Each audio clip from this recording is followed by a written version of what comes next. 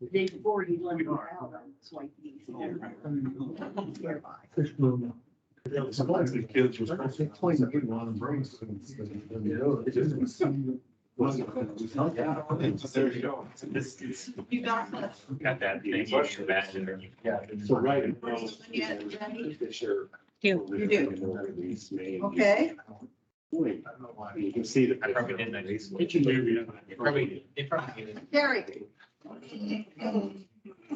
TikTok. Professor will talk all afternoon. Well, that was my fault. We're not gonna blame it on him. Something like this to the office. Okay. You thought it was a simple question.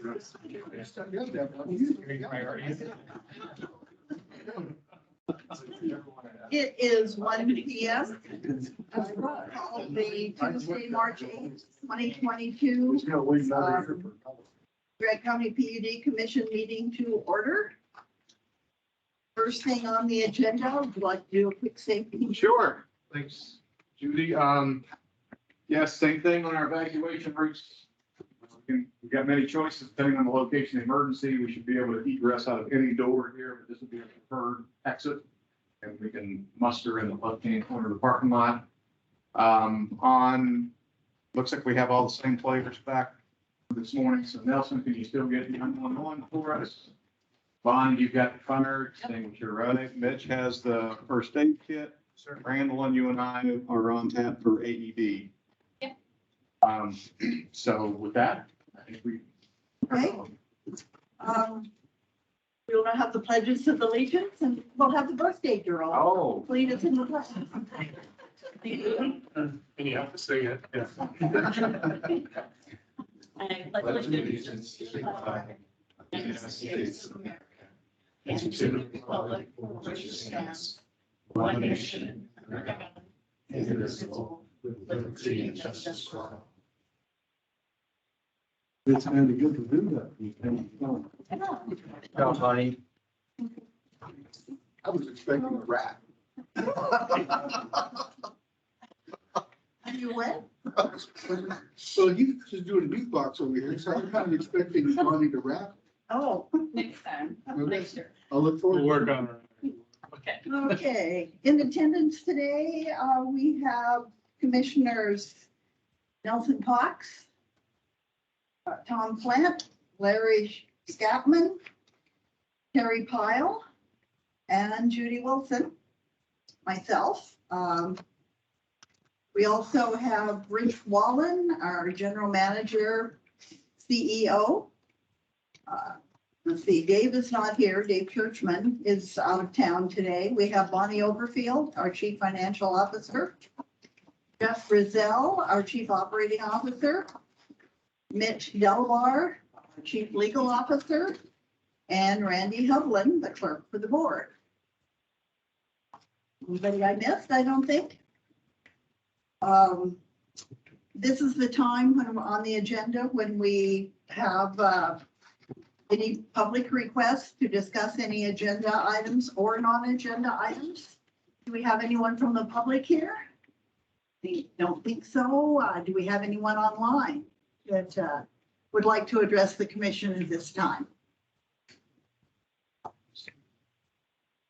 Bonnie, I see the Keith and Lauren are on. Yeah, I didn't know there was someone with Bonnie. Are they giving a presentation? Oh, no, they're here for when we review the resolution for the accounting Oh, change in okay. Christopher St. Caution. Yeah. Okay, thank you. Okay, so we have no one that would like to address the commission. Do we have any correspondence? I do not. You do not have any of the commissioners have any correspondence they need to submit? Apparently not. So we will proceed with the business meeting. I would like to have a motion to approve the consent agenda, please. So move. Second. It's been moved by Nelson Cox and seconded by Tom Flint that we approve the consent agenda And this includes the meeting minutes of the February 22nd meeting.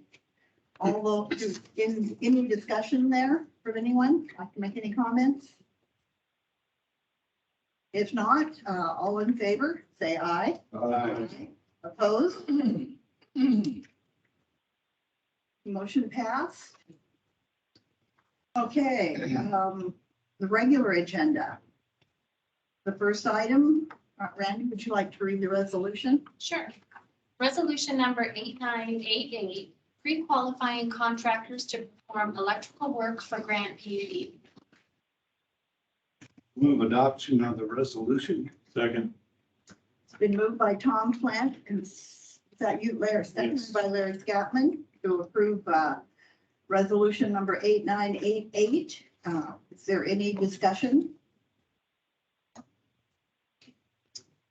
If not, we will, all in favor, say aye. Aye.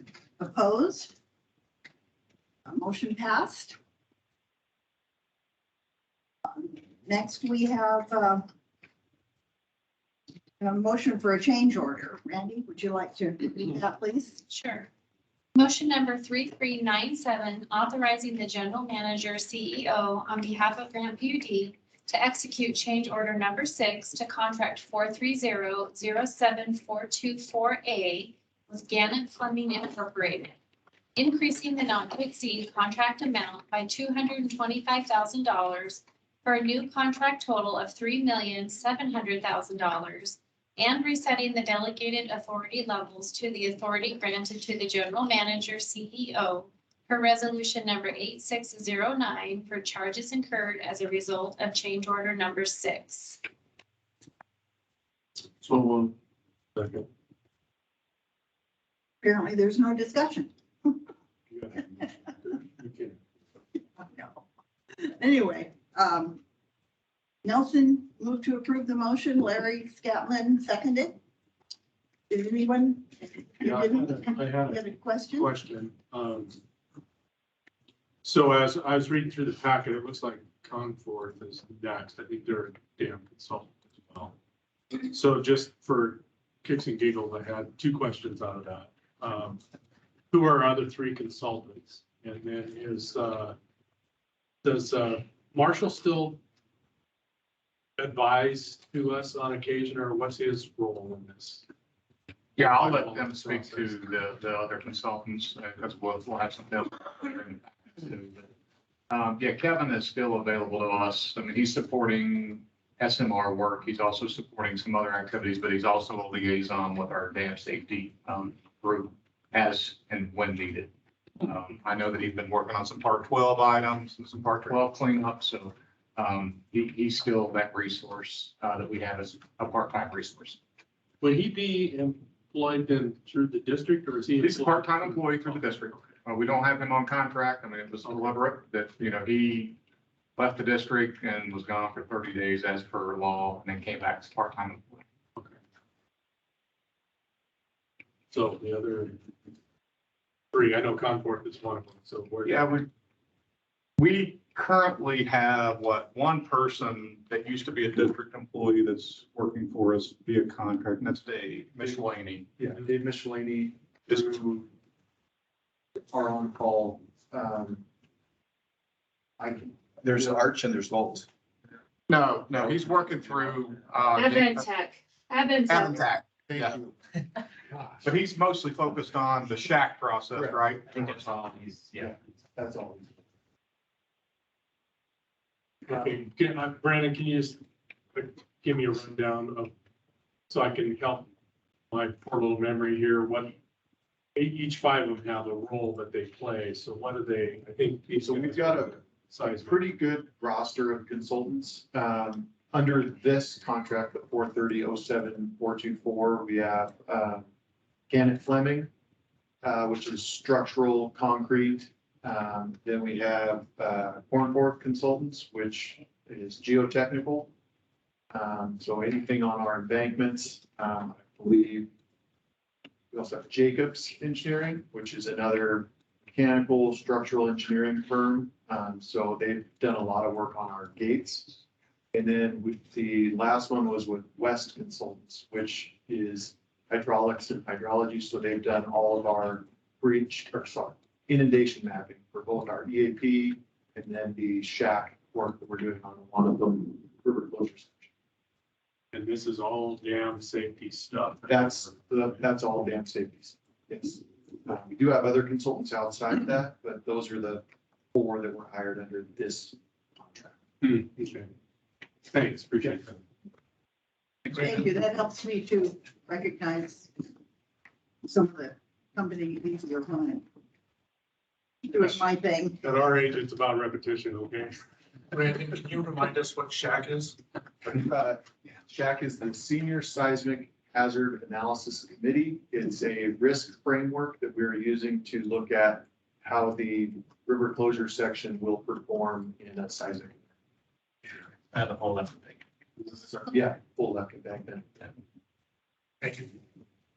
Amazing what goes into it.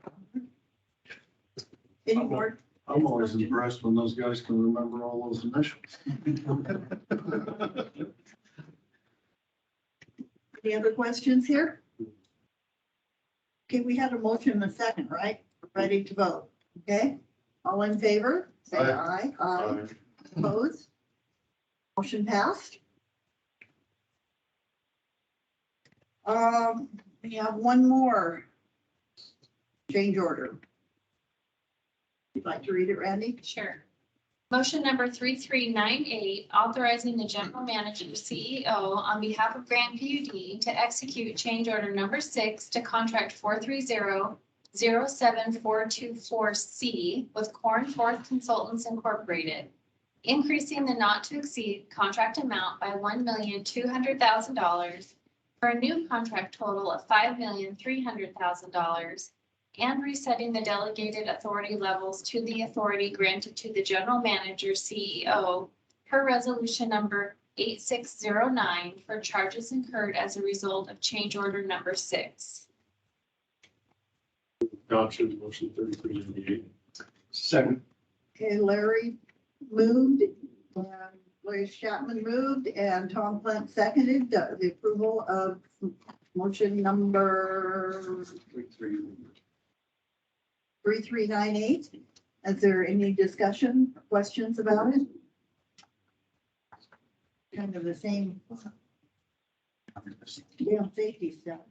People, same kind of stuff. Okay, there's no questions. All in favor, passing the motion, say aye. Aye. Aye. Opposed? Motion passed. Now we will move into the review items for the next business meeting. Resolution adopting regulatory accounting for actuarial changes to pension expense. You want to give that to me one more time? That's hard to say all together, Bonnie. What it actually is doing to, we're picking up money here, right?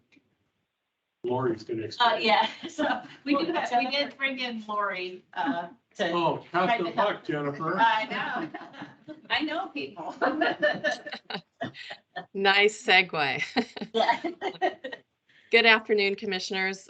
Keith Simovic and I are here to explain regulatory accounting, and I'll try to keep it high enough level so that you get it, but not so detailed that you're going to be so bored you all run to go get coffee. Bonnie, would you like me to put the slides on, or do they have them in front of them, or how do you want me to? We didn't, those are just talking points. I wasn't sure if we wanted to go into a deep review or if it was more answering questions. So I think Sure. if you wanted to maybe just high level explain. Yeah, let me give you the high level overview, and if you want me to show you a few slides, I can do that. But let me just give you the history. Utilities are in a very unique place with respect to accounting standards in that they have a tool available to them called regulatory accounting. This dates back decades, back into the late 80s, I believe, is when the first accounting pronouncement came out that allowed this. Essentially, to give you the history, investor-owned utilities are not nimble like you are. When they have a rate case or they want to increase rates to their customers, they have to go to their rate regulator, which in most states is the state. So in the state of Washington, it's the Washington Utilities and Transportation Commission. In Oregon, it's the Oregon Public Utility Commission. So when an investor-owned utility wants to increase the rates to their customers, they have to file a rate case. This can take 2 to 3 years to approve. In the meantime, that utility is stuck with these costs and expenses that have been causing them to ask for the rate case in the first place. So that's why regulatory accounting was invented by, at the time, the Financial Accounting Standards Board, and of course is now taken up by the Government Accounting Standards Board, which is what you follow. Now, you're nimble. You didn't necessarily need regulatory accounting, but it was determined decades ago that all utilities would have access to this tool. We didn't really see municipal utilities use this tool until about the late 90s, early 2000s, when we had an energy crisis. And all of a sudden, many of the municipal electric utilities got caught in that with huge expenses for the cost of power.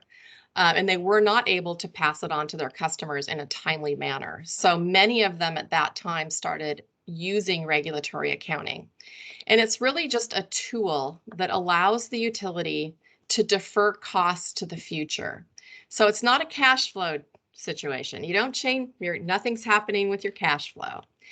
But essentially, you're able to take large expenses or large credits. It can go the other way, which we'll see in this case. And it keeps it on your balance sheet, and you're going to amortize it out over a certain length of time, roughly that would align with the rates that you're charging to your customers. So if you've got large expenses coming in, you would then amortize those expenses over 5 years, 10 years, 15 years, whatever you think is the reasonable amount that will reflect in rates. Same with any type of large credits that come in. That might go into your budget, your rate case budget, and counteract future expenses. So essentially, it's a matching mechanism in accounting where it's going to sit on your balance sheet for a while and then get amortized through an expense account or a credit account, increasing income, depending on which way that goes. And it'll just spread out over a few years. What we're talking about in this case relates to the volatile amounts that come to you from the state of Washington for the retirement plan, the employee retirement system. Let's see. What happens is every year the actuary is going to give the state of Washington dollar amounts that either make that amount large, that are going to be spread out amongst all the participants in the plan, which one of them is you, or there's going to be large credits that come through. And we're starting to see a lot of volatility come through. If I'm not mistaken, the amount this year was close to $25 million that was going to hit your income statement. Next year, you could get a swing of that size going the other way. So it's just this volatile account. You don't have any control over it. The state of Washington doesn't have control over it. It's coming through actuarial estimates that change the amount. It's not changing the amount you're contributing. It's not a cash flow amount, but it's an income, expense, or credit going the other way each year. Now, over time, over the life of this retirement plan, the contributions do reflect that. So eventually it does come out through the contribution expense, but it's just this system of pension accounting that's impacting you. So the proposal in front of you today, which we completely agree with.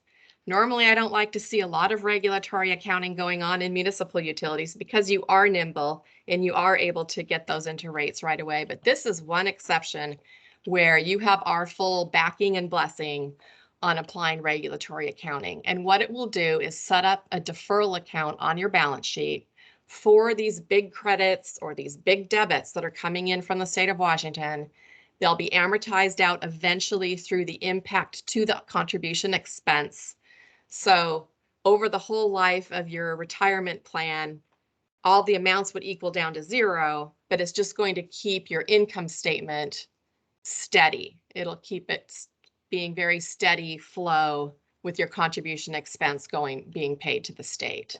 So that's it in a nutshell. I'm happy to show you some slides and give you a little more background on the benefits of regulatory accounting and why you're allowed to use it. But that is my 5-minute synopsis of the situation we're in. The reason it's a resolution is because the accounting standards are very clear.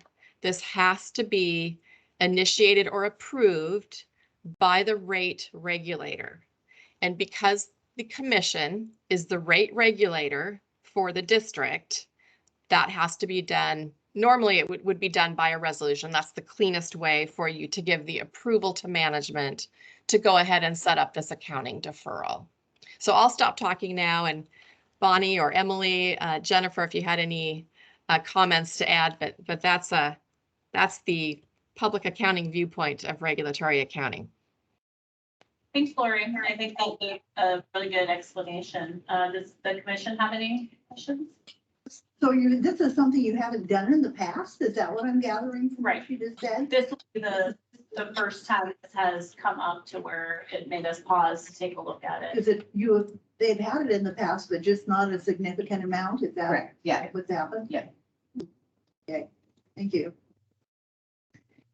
And other utilities are doing this too. You researched what our neighbor utilities are doing. And Yeah, so Grant's not unique in this. Yeah, so Chelan has implemented it this year, and Clark actually, from the beginning of when we were started with GASB 68, so they had implemented it at that time. So we reached out to other utilities just to kind of make sure that because the state auditor, of course, audits all of us, so we wanted to kind of make sure that we were all kind of walking down the same road on that. So, yeah, so typically it was coming through on our income statement as an expense, and with the way the state is basically fully funded, I guess, with the retirement plan, that it actually swung it to be an income, $26 or $25 million worth of income. So it was swung it completely the other way, and really it could do that year over year over year. And so we don't put it into our rates. I mean, in our metrics and stuff, we back it up because it's not cash. It's just a accounting entry. So then you'll start the amortization process next year? Yeah. This for 2021. Yeah, so it'll get adjusted every year still. So it'll be the net effect. After you get whatever next year's entry is going to be. Huh? And that's why the timing is needed now for the approval, because we can't finalize the financial statements. We talked about a little bit this morning in the financial suite that when we snapped the line to prepare the financial statements, we had not yet made that entry because we're waiting for this decision so we can go ahead and finalize everything. With all that being said, do we need to wait so that you can go ahead and proceed with snapping the line and wrapping up 2021? No, we need the approval now so they can finish 2021. Correct, but can we act on it today versus in 2 weeks? That'd be up to you. I think, for us to wait another 2 weeks to close everything out, and, that's really the will of the commission at this point. If folks can move on with their job instead of us holding them up. They could move on. You know what? Are you ready? Yeah, if you feel If you guys are comfortable with it, I mean, if you have any, I'm comfortable with this part of it. Yeah. As long as there isn't other issues in the background that you're trying to clarify or work on, before you close. So I guess I would move that Brent? we bring it in as a motion. Second. Okay, Larry has moved and Nelson Cox the second, that we get a motion to go ahead and approve this resolution. It will actually be a resolution, not a motion, so I'd like to read it into the record with the correct resolution number, please. Okay. I'm sorry, did you give me a resolution number? Okay. I'm going to read it into the record right now. Okay, so resolution number 8989, adopting regulatory accounting for actuarial changes to pension expense. The motion and the second have already been made, Okay, so we just need discussion and a vote. is there any other discussion about it? Do you have any questions about it? Terry? No. Okay, all in favor of approving the motion, say aye. All opposed? Motion's passed. So you can make the accounting entry and thank you. That's the one. Now you won't have to see me and shoot. Lori, thank you. Thank you. Yeah. Thanks for your tutorial. We appreciate that. Yes, thank you. Thank you. Got there. And we'll be back at the end of the audit to talk more about this. Okay, great. Let's hope we get another big credit next year. Yeah. Yeah, it's good when I go to credits. All right, thank you all. Thank you. Thanks. Thank you. Thanks. Okay, Randy, would you like to read the next item for review at the next meeting? I will. I do want to mention, though, that I will need a signature on that resolution 8989 that we just adopted, so We're here all afternoon. I'm printing it now, so I'm gonna go grab it after I read this, and then I'll pass it around for signature, okay? Okay, I won't leave. Okay. Resolution supporting the carbon-free and environmental stewardship benefits of Northwest Hydropower, including the Lower Snake River dams. Okay, do we have any discussion on the? I have a question. So Mitch, did we craft this or is this generic that's going through the mid-seas or is this ours? This is, Andrew. this is ours. This is ours, okay. So in the fifth bullet point, as I was reading through this, I got a little concerned about the study identified ocean warmings as a much greater threat. And I just, having that language in there, I had some concern about it that we're contributing to the ocean warming, and we could potentially be putting our hand in the air that, okay, speak up, Dresser. Well, I think Tom can probably provide Okay. clarification, because I think the ocean warming topic is really talking about global warming impacts to the ocean, not necessarily any heat input we'd have. Yeah, and so Rich said it well, when you look at ocean warming, that's related to climate change. So as it relates to our hydro operations here in Columbia, almost zero, if any, contribution to that. Okay, well, let me add a little color to that maybe, okay, for you to consider. Just negotiations, Tom. So the irrigation districts have to go through great pains on the water that we return flow back to the canals, which eventually find their way back into the Columbia River, have to be at a certain temperature, or there's penalties and other things that happen with that, right? So by us having that language in our document, I just got some concerns about that could trickle back somehow to where pretty soon we're on the hook for contributing to this global warming versus, I'm just asking for discussion is all, and No. clarification. No, it's a good question. So Grant has conducted two separate temperature analyses related to our project.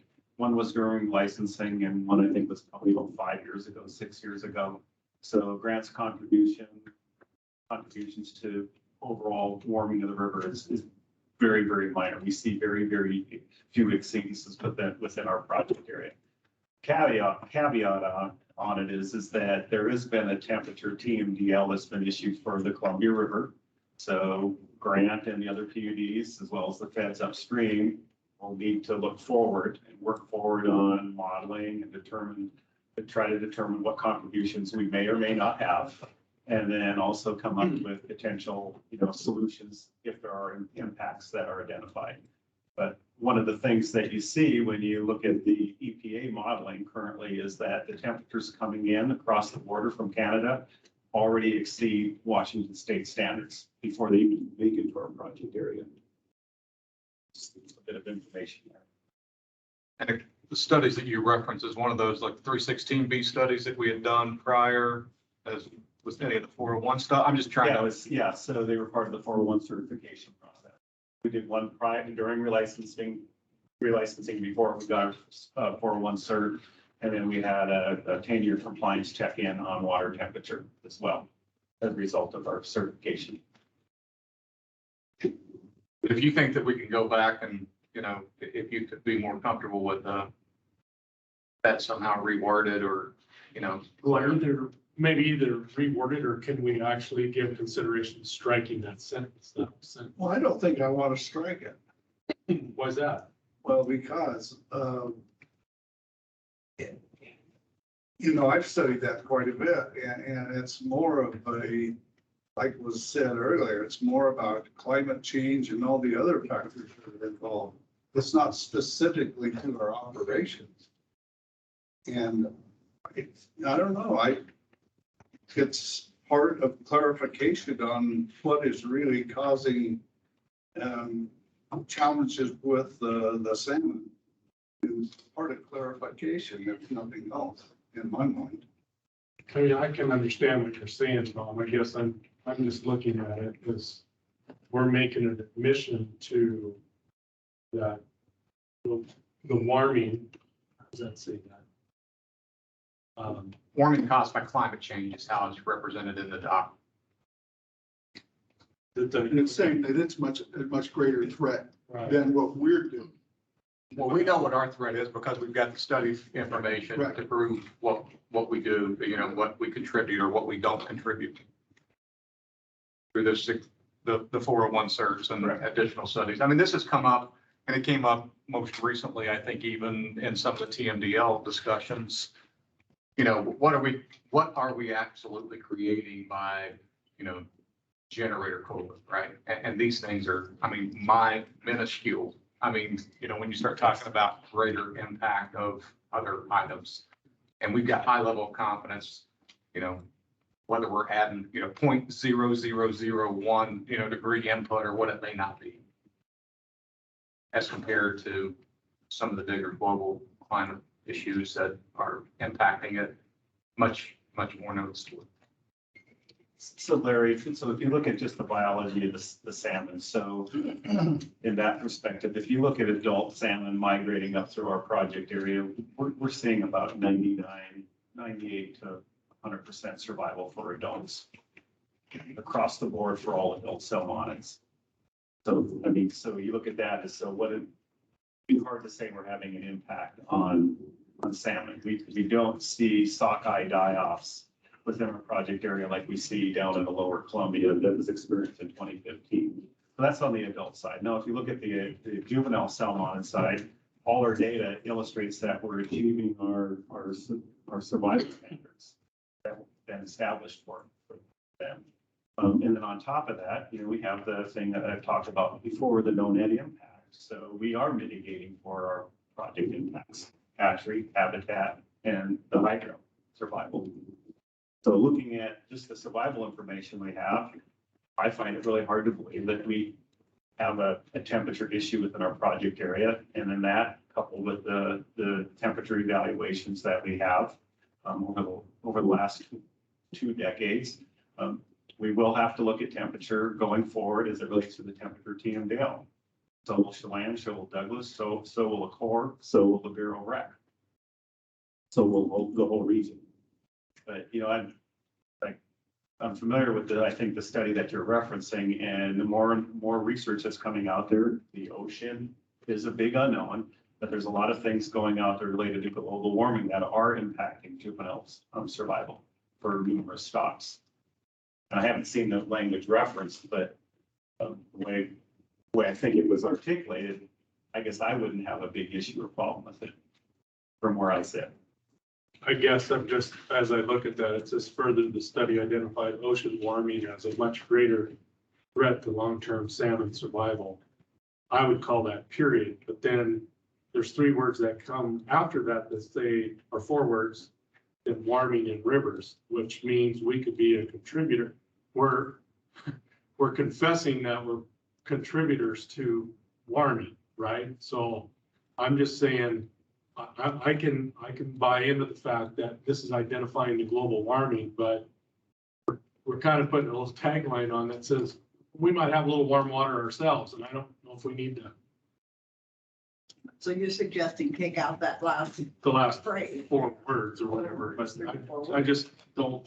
For what it's worth, my understanding is this was drafted by Kurt Miller from Northwest River Partners together with Andrew Monroe. Yeah. So it does have industry input into it. I guess I would like to have a sidebar with Kurt and all the language that's in there, but that's my 2 cents. I, just I've read in other want to find. documents that it's, like I say, that the water is too warm when it comes out of Canada, basically. So that's a known.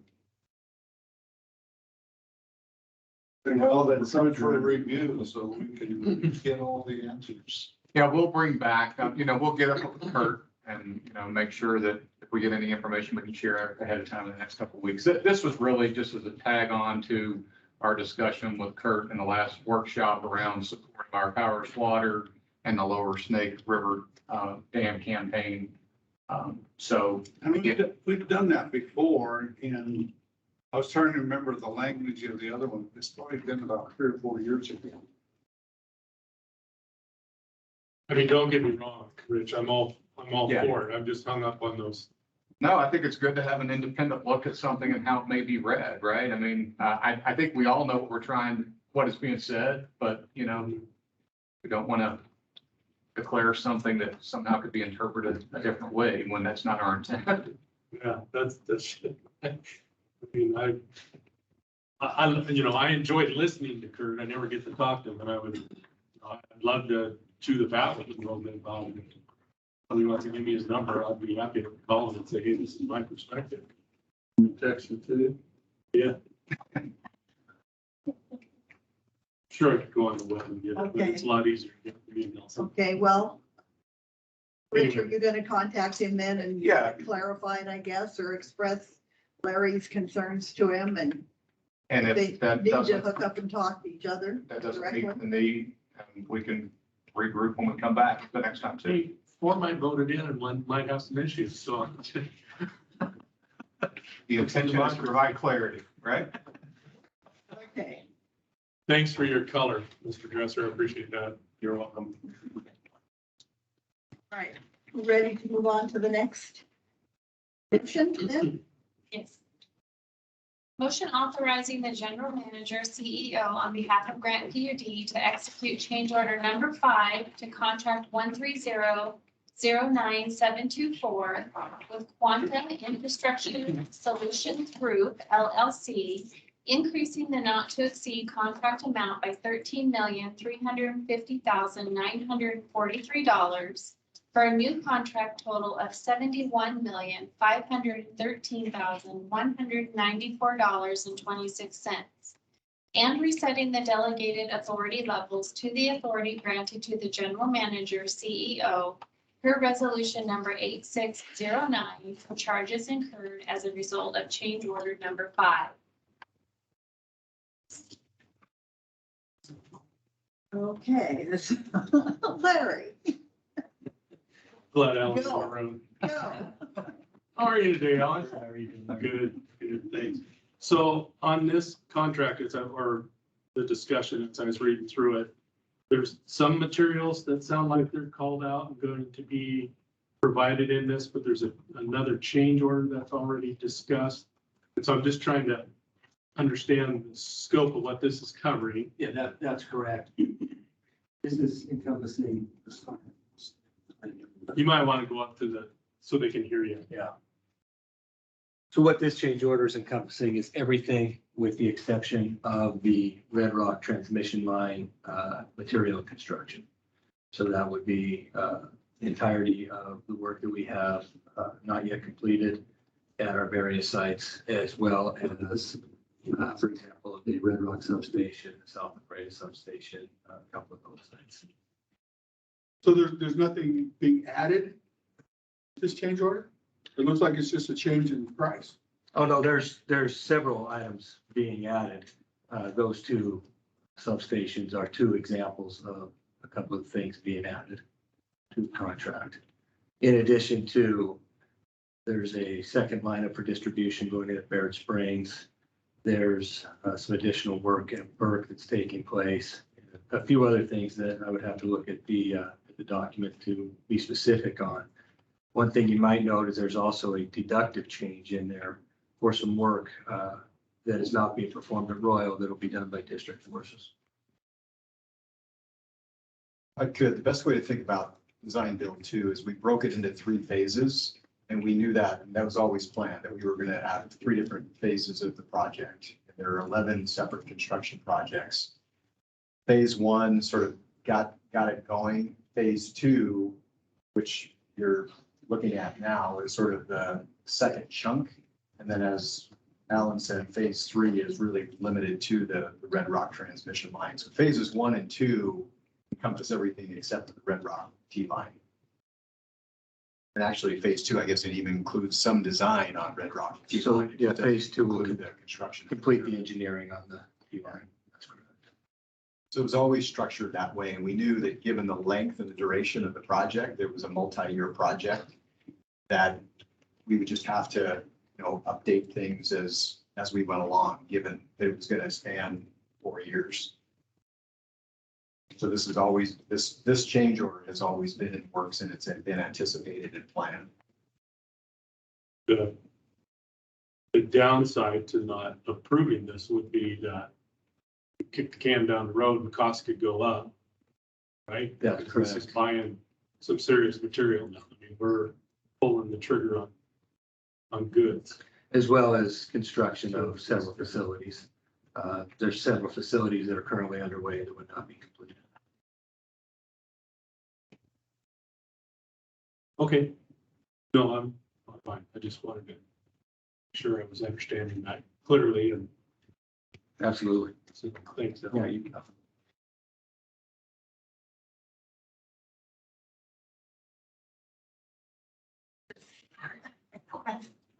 Right, you have another question? No, I said I'm done. You're done? Okay. Oh, I just have a question, when this Red Rock substation was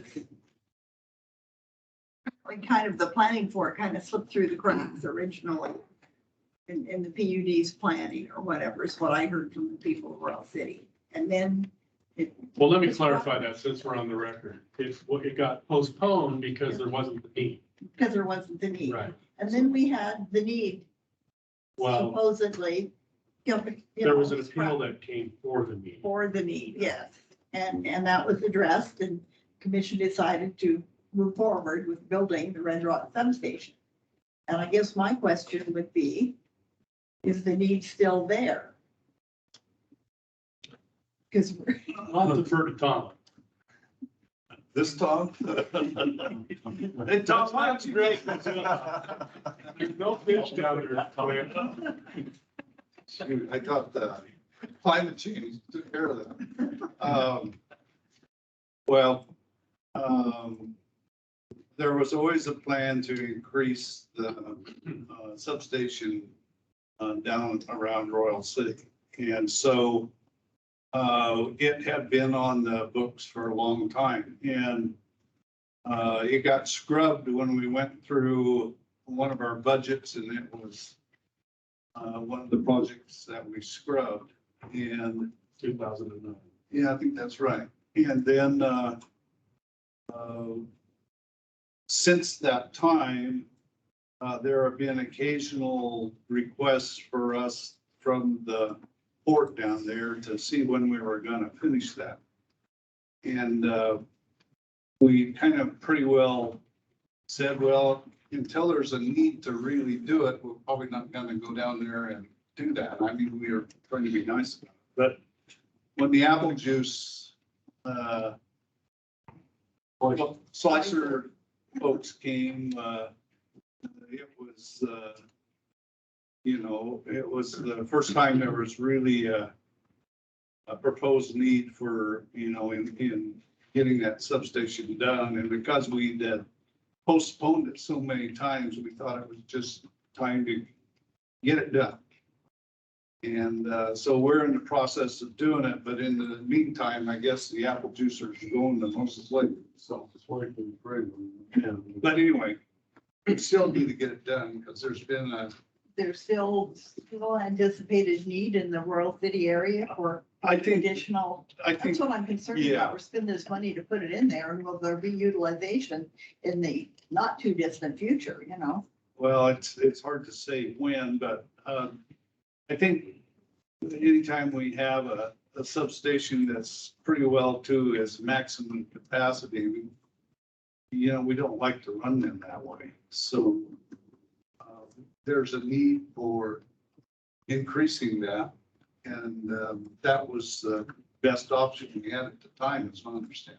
Well, that rural substation, the other one's one with some of the oldest transformers. We're just finishing up on, we got about 30 days to go on the hill. They're replacing those real old. Well, we got rid of an 8 megawatt transformer and put 0.5 or 2.5, so. I think that's right. To be clear, so we are rebuilding the Royal substation. That's an existing substation. It's very old. It's reached the end of its useful life. It's, 1951. under capacity. So we are expanding capacity by rebuilding Royal, but we're adding Red Rock.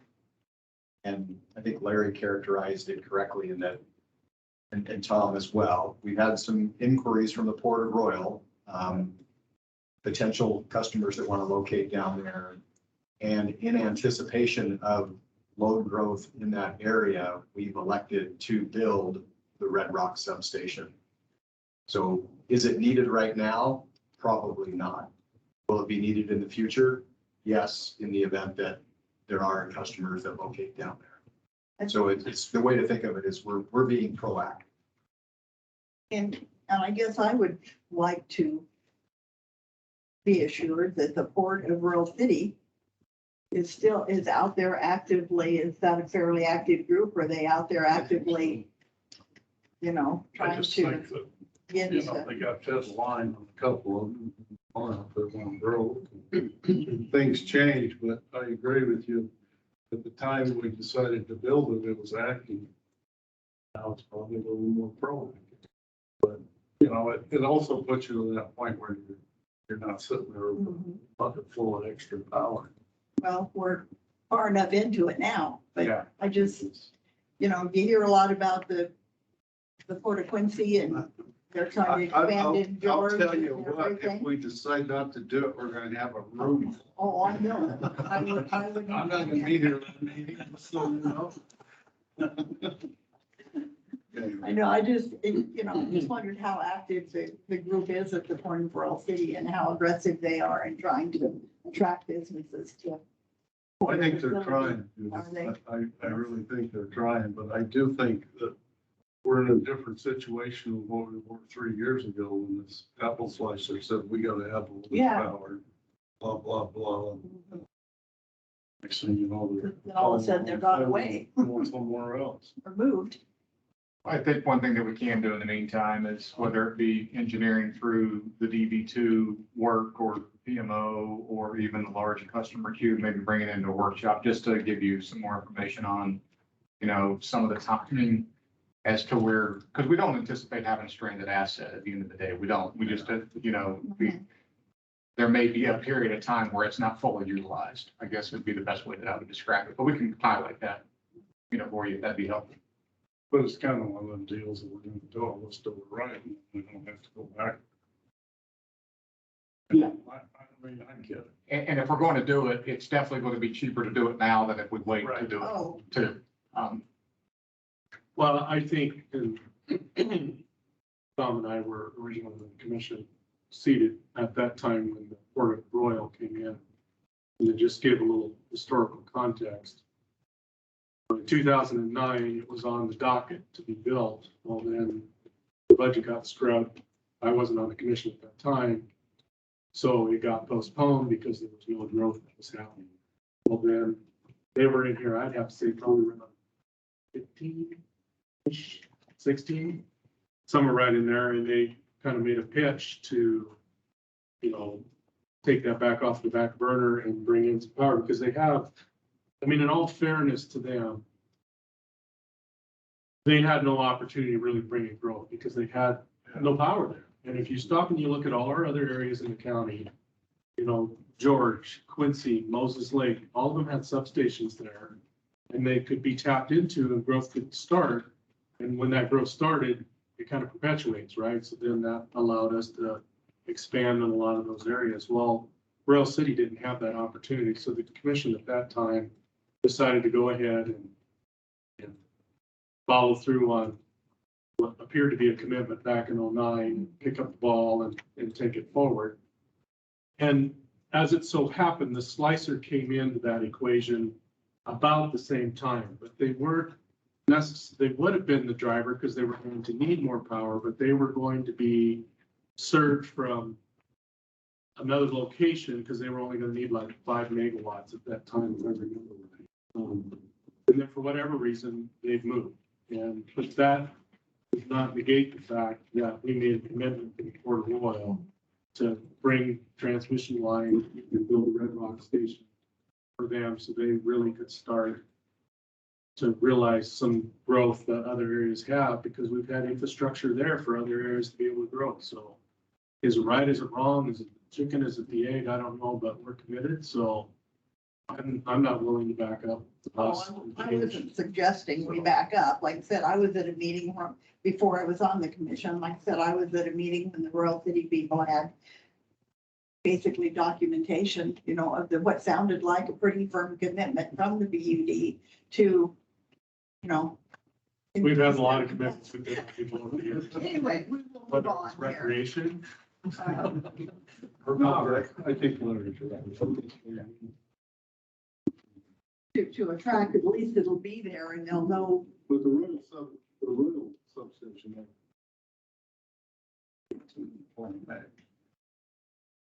Anyway, Tom, that's the way I remember it. Yeah, no, Anybody in the room knows it differently. Yeah. No, I think that was a very, I mean, based on what I've heard, I think you characterized it very well. Okay, I think we're having some discussions here on the commission, the slicer hopping around and what, now do we have a stranded asset? Right? And I wanted to make sure that we were clear on why we're doing Red Rock. So, well, and like I said, there was confusion here earlier about this slicer thing, what the company, they are trying to go to Moses Lake, aren't they? Not, some of the commission thought they were trying to come here to a freight.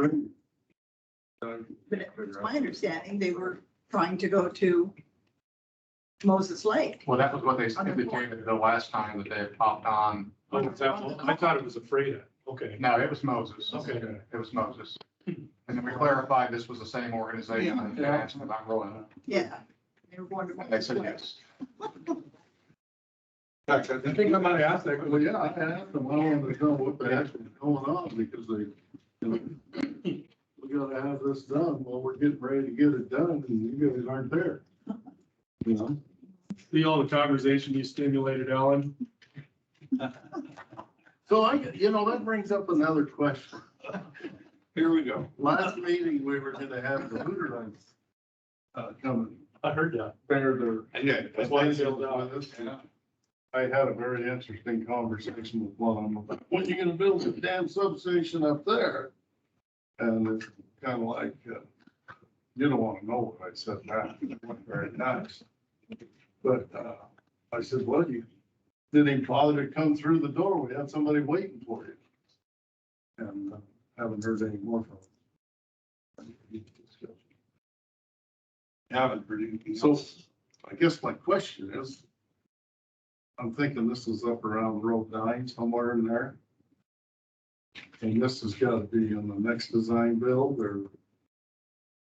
Talking about Red Rock sub? No, I'm talking about up on Road 9 Northeast. The other side of the canal for that water. Irrigation system, it's a 4 meg system, and evidently they need a substation. You're talking about ECBID? Yeah, Yeah, that's another one of Alan's projects. It's in the works. okay. I just wanted to know where it was at, because me and this Hooterite have very intense discussions. In love, I'm sure. Hey, so did I not tell you that this was gonna be a feisty meeting? You did, but St. Mary's place is the one invested.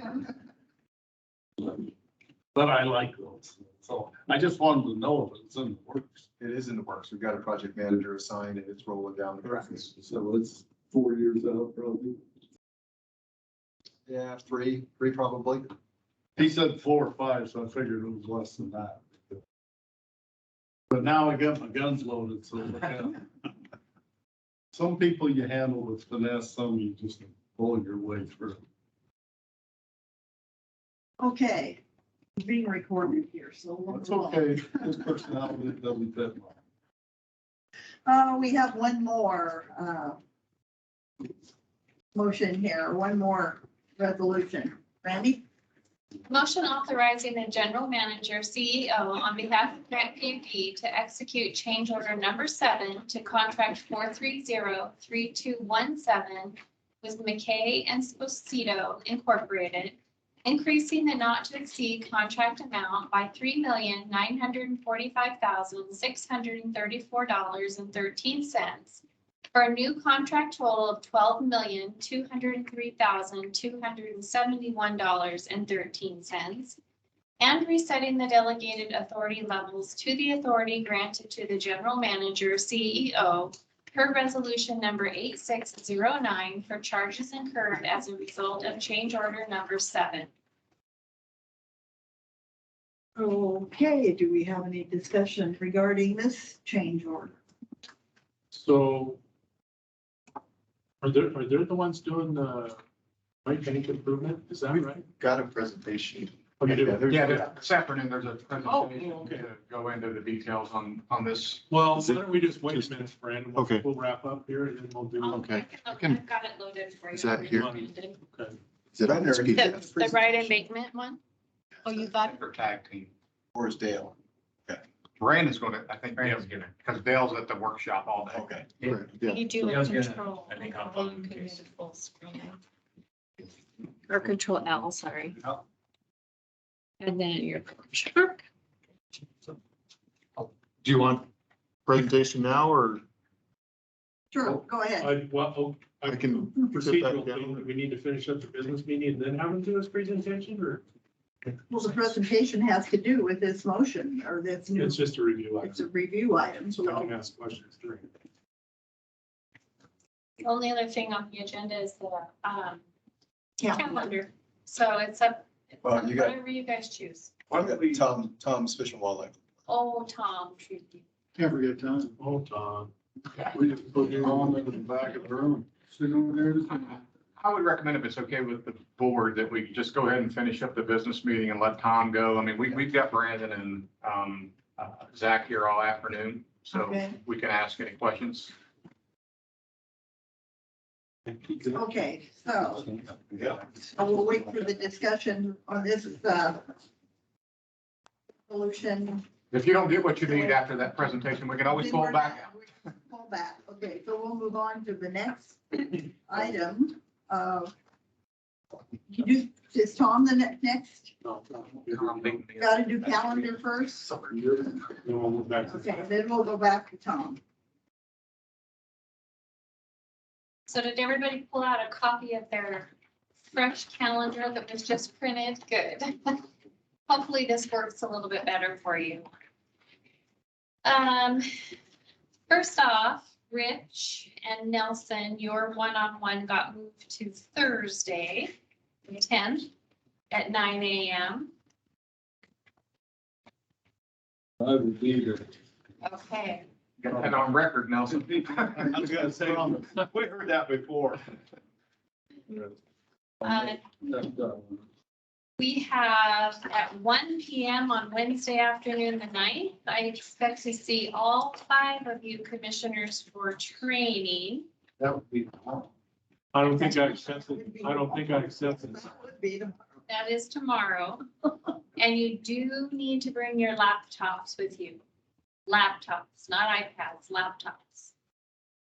Okay? Okay. Fully charged and ready to go. That will be a 2-hour training, although Terry and I are gonna slip out right at the end and do something a little bit different. Just because he's had a piece of the training as his onboarding, Some special. he's done the learning portion, the LMS portion already. So we're to be here at what? Yes, from 1 until 3. All right. Okay, So the 10 is for, the 10 o'clock is just for Terry. oh, Yeah. I think I told you it comes special. I wasn't gonna go there. And then on the 10th, just so you all know, Judy's been invited to meet with the Port of Moses Lake. Lucky Judy. So she will be meeting with them at 9:30 Thursday morning. Did anybody sign up to go with her? I mean, Louis or? Yeah, did you ask Louis if he could go? Louis is, yes. Mitch and I both have been in contact with Louis, and it sounds like. I'm he's- planning on coming. Yep, There you there go. he is. Thank you, I appreciate that.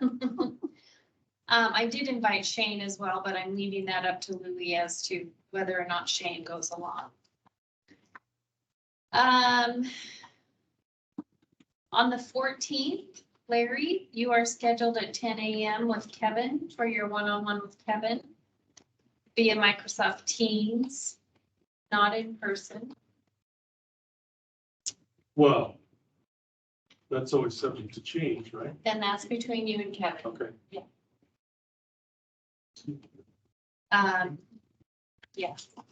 It depends on.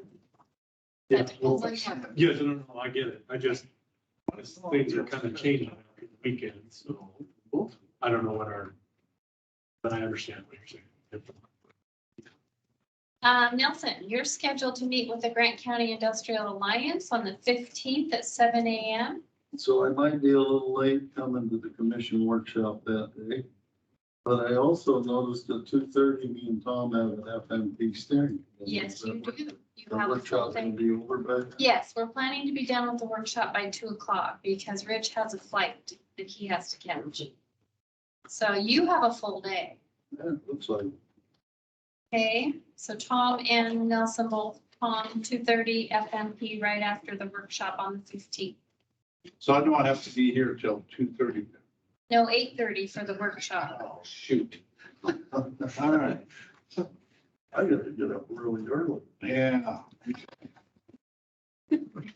Trying to get out, but. There's that little part in the middle to 8:30 Yeah. commission. Thought that was for Terry. No, Nope. Terry's not doing Not it. that special. Terry is special, however, because he does get to attend the Wapuda meetings Oh, on the 3 16th days through of the that. 18th. You're winning. And then Terry, you'll get a little break the afternoon of the 17th to meet with Kevin at 2 o'clock. Step out of Wapuda for that. We have another commission meeting, just a regular commission meeting, March 22nd, here in the commission room.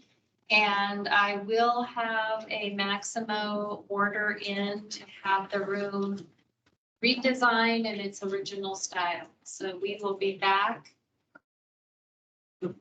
normal. Judy and Larry, are you listening? A little sidebar, but we're good now. I don't think. Which one of my stools needs to sit right here? So we're not gonna be in the chief seat. I was thanking her for letting me out of the FMP steering committee stuff. Now, I didn't mean Terry, my regular, you know, guys. Professor, he should keep you two in line over there. They probably aren't thanking you. So March 22nd, we go back to normal.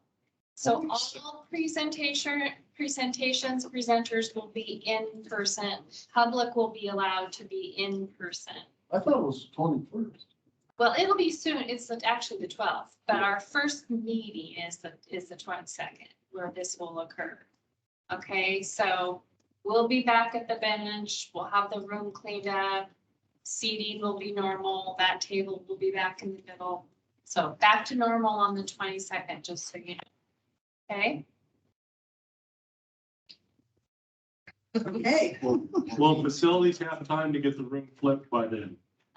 Rich and I are going to talk about, if there's going to be a hybrid option. We'd like for there not to be, but there are a couple presenters who do live out of state that we will have to provide that for, but as a general rule, no.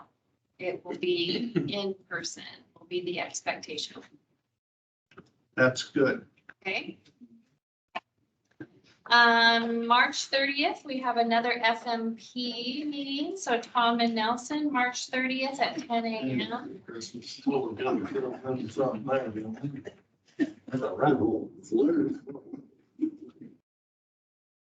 You're welcome. Do you guys want to go through April or should we do that at the March 22nd meeting? We'll do March. We'll forget anyway, so why don't we do that the next week? Okay. We can't even keep 1 month straight. You wanna do 2? We're just trying to get Tom here next week. I'm not sure you guys are gonna be back to normal by. I think I've lost control of my students, so go ahead. Just so you know, Randy, I like the printed calendars. Yeah, this is good. It's helpful, yeah. Appreciate it. Poor tree gave its life for that. Okay, we are through with the calendar. So now, front and center, Mr. Dresser, all eyes are on you. Uh-oh. He goes, yeah, I got back on schedule. I thought we got to stay. Well, thanks for having me today. Thank you for coming. So this is the Fish and Wildlife Quarterly Business Report, the first one for 2022. So folks have seen the purpose and goal before, so no changes, but I guess looking down the road, probably emphasize external stakeholder relationships. Excuse me, Tom, that's not coming up on my screen. Is it coming up on you guys? No. Well, I'm at the presentation. I'm on my iPad. It's not presenting mode, that's for sure. What is a Randy question? I don't know. Since Randy paying attention.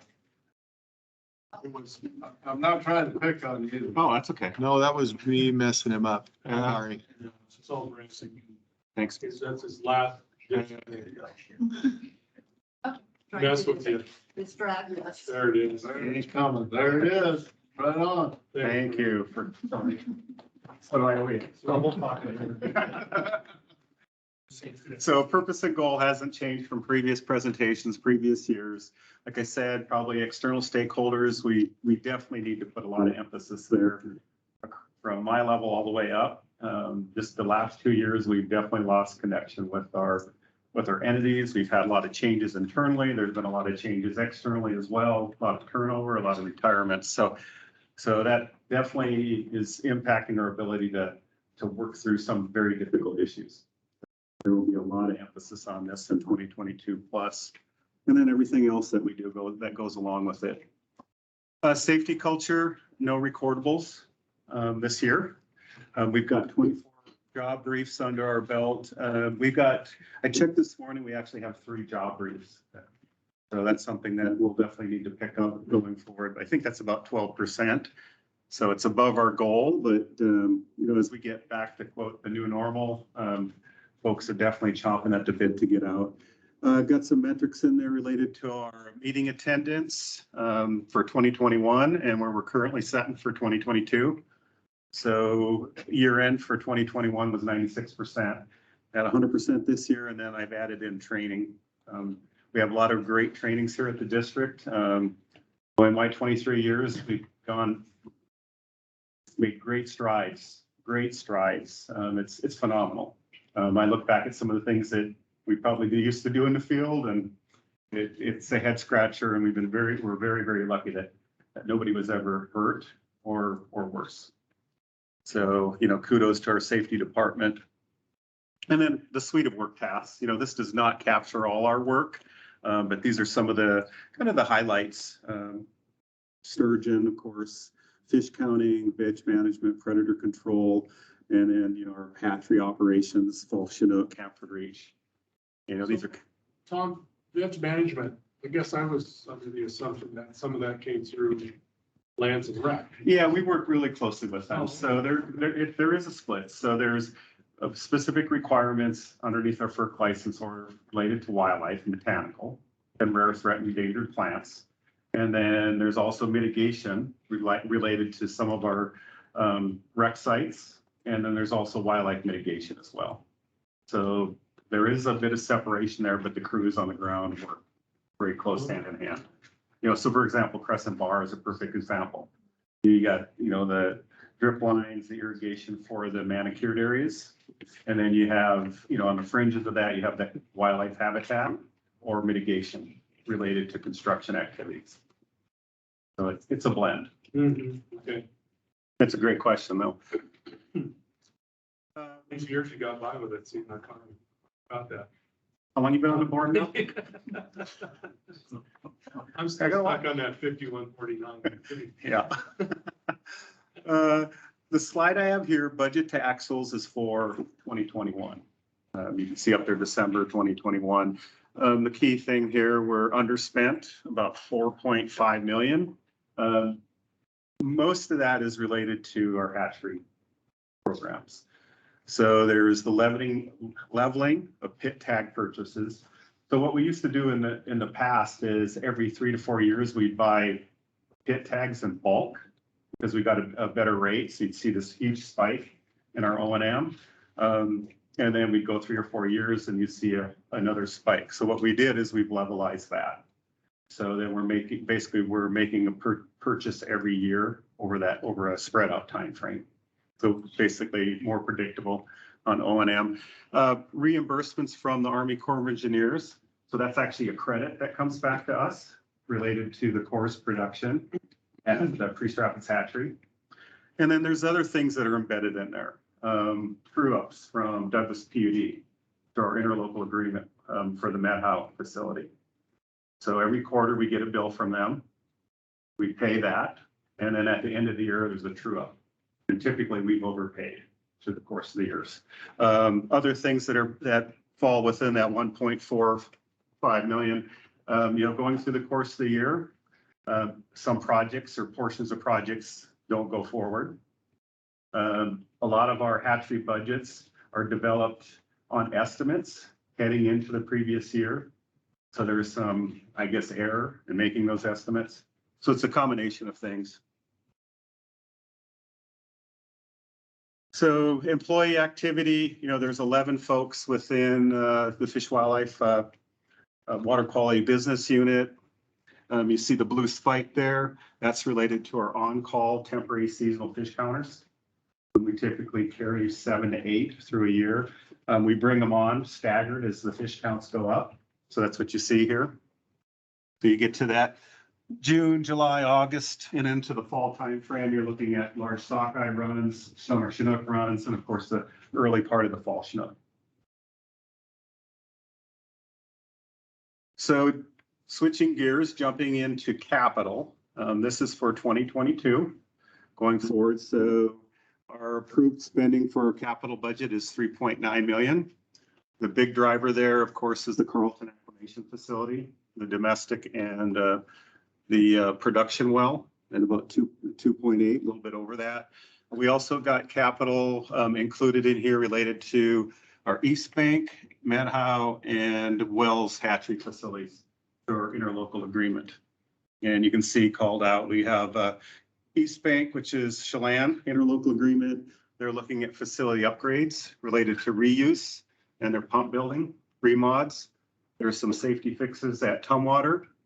And then at the Wells and Medhow, Douglas PUD was actually looking at building housing for their hatchery staff, which we pick up a percentage of that. That will probably be deferred.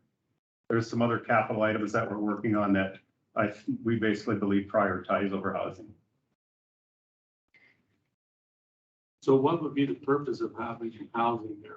Retaining staff and getting staff to apply. So up in the Medhow, particularly up in the Medhow Basin, just like everywhere, housing costs have gone through the roof, rentals have gone through the roof.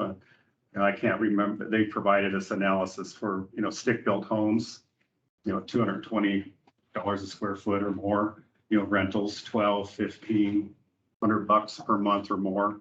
So the folks that they hire at these facilities are, part-time, seasonal, low-level entry. So it's hard to bring new folks in, they've had turnover, retirements, people leaving. So I guess the reason I asked that, because I thought you said by Wells Hatchery, but that's. Yeah, so Wells, would be looking at housing there and also the Medhow. And we grant PUD through our interlocal agreements pay different percentages. So at well, once again, I can't remember the percentages, but it's much, much lower because the proportion of our fish there is lower. Medhow, it's probably about 51%. So the costs there, grants portion of those costs are a lot higher. So there's a split between the facilities. That's why you see, where am I at here? That's why you see some difference between the cost between Medhow and the Wells facility. But like I said, in discussions with Douglas PUD, we decided to defer that, but that capital will probably be used for other higher priority capital items. I know they need some new valves at Medhow. They need avian protection structures, I think also at Medhow.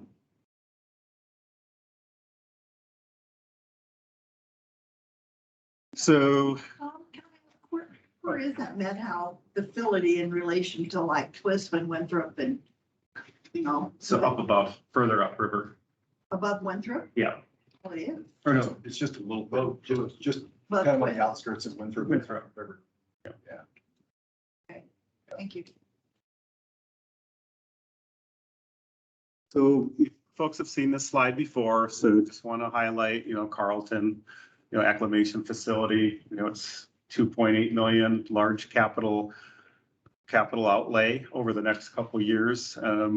Folks are working on trying to get a contract out for bid. I think I say late February, early March. We're already past that. Probably expecting end of March. Cross my fingers. Been a lot of challenges on this project, and there are going to be, I think, a lot of challenges going forward, especially once that contract hits the street. We ran into, legitimate bids coming in outside the engineer's estimate, and in some cases in the past, no bidders at all, because it's a remote location. Couldn't meet existing timelines. That's what we had in one of the previous contracts that we put out for bid, a very condensed timeline. We tried to get it all done in 1 year, and they just couldn't meet those needs. So what we've done is we're going to extend that over a two-year timeframe. Our plan is they're going to have to go in there, put the wells in, start putting infrastructure, and at some point, like in October, well, actually probably end of September of this year, they're going to have to stop because fish will be coming into the station and try to work, and they're going to have to work around biology and fish doing their thing, and then engineering, which is always kind of a difficult thing to do. I guess, Judy, back to your question earlier about the Medhow hatchery. This is what, a couple miles just south of Twist? Yeah. I mean, Yeah, Carl, yes. Carlton's Yeah. further south down the Yeah. river. Yeah, thanks for mentioning that. Yeah, and it's Chelan PUD property. So we got a long-term lease with them that we renew every 10 years. So we're renewing that. And really what Grant provides is we provide available capacity if Chelan ever wants to use one of our tanks. You have a question, Julie? Judy, kind of. Can you call this an acclimation facility? Is it actually a hatchery there or you just kept? We transport fish from, so the adults this is a summer Chinook program. The adults for this program is captured at Wells Hatchery through contracts with Washington Department of Fish and Wildlife. Those adults are taken down to East Bank, which is owned and operated by Chelan PUD, which we have an interlocal agreement with them. They hold adults, they spawn them, they rear them to a certain size. And then in October of each year, those summer Chinook go to the acclimation facility. Okay, so those are ponds or acclimation. Yes. ponds or Yeah, you want to acclimate them pools on, or whatever you want to call it. there's what, Big eight tanks? yeah, eight around 30, I think the 30-foot circular tanks in a building. They're there from October through March. Yeah, yes, October, March, April timeframe, and then we release them in the river. While they're growing, Yeah. they're trying to keep the birds from eating them. Yeah, well, they're inside the building, so you keep the birds out. It may be worth it this year, during that time period, if we could probably take one of our workshop days and go up there to a couple of these It'd be facilities. beautiful when they're time fish on to station. worship in back. Yeah. That'd be good. No, that would be a really good thing. I mean, it's just, I always forget that people haven't seen it. Yeah. It's- It's a pretty impressive operation with fish on station. I've had a lot of activities going on. Yeah. Facility. You know, like I said, fish are there from October to March, April, and then there's nothing in that facility, it's maintenance and all that, and then fish don't go in there till the following October. Question we always get is why are we so spread out? You know, we're looking at Chelan, we're looking at Douglas, I mean, DFW, multiple fingers. So going way back in real licensing, I think I've mentioned this before, it was, so do we need to go out and build our own capital facilities? And at that time, the decision was we'd have a facility in Medhow that we would own, we'd have one in Wenatchee. It was hard to find property. For folks that may have been around, I think Tom was just talking about wells and drilling wells. We punched a lot of wells and had a lot of dry holes throughout the upper basin. It was a huge lift. So it's like this try to use existing facilities and not have capital facilities spread out. It's just difficult to respond and maintain them. This works really well. Yeah, so far, yes. Yep, that worked well. And, you know, there's off the napkin analyses that was a huge cost savings capital wise. We didn't have to build our own infrastructure. There was already existing infrastructure. The one neat one's right out in the middle. Oh. That one off to the right. St. Mary's. St. Mary's? Is that where they're doing? Well, No, out in that desert. Yeah, St. Mary's. Probably St. Mary's, yeah. Yeah, Two tanks there, four. Well, now they got a building. Yeah, we got a building, yeah. Oh, okay. Yeah, I to think Biomac Lake. you probably missed, I don't know if you were here when I did the Yeah, presentation. Yeah, well, we went up when there was no building. Yeah, there was no building. Yeah, Well, you When drove we up went to Canada that time. right. We went. And then I did a presentation last fall, but I think it was Nelson. That's right. Well, who knew, like I said, who knew or who knows that you guys even have a facility up there at St. Mary's? No. That's kind of, like I said, out of the way. Well, we're partners in Penticton too, aren't we? Yep. So upcoming contracts for 2022, these are O&M contracts. We got Nason Creek facility. So that's for our spring Chinook program. We raised about 200, a little over 200,000, 243,000 fish there. That's about a 5-year plus contract, and not to exceed was 1.6 million. So we had several change orders on that. Contractor was DFW. We have monitoring evaluation in the Wenatchee and Medhow basins. Once again, a 5+ year contract. Contractor was DFW, and that was 3.8 roughly. And then Medhow M&E for summer Chinook. And that's through a bioanalyst. So these are 3 contracts that we are starting to have discussions on, looking at.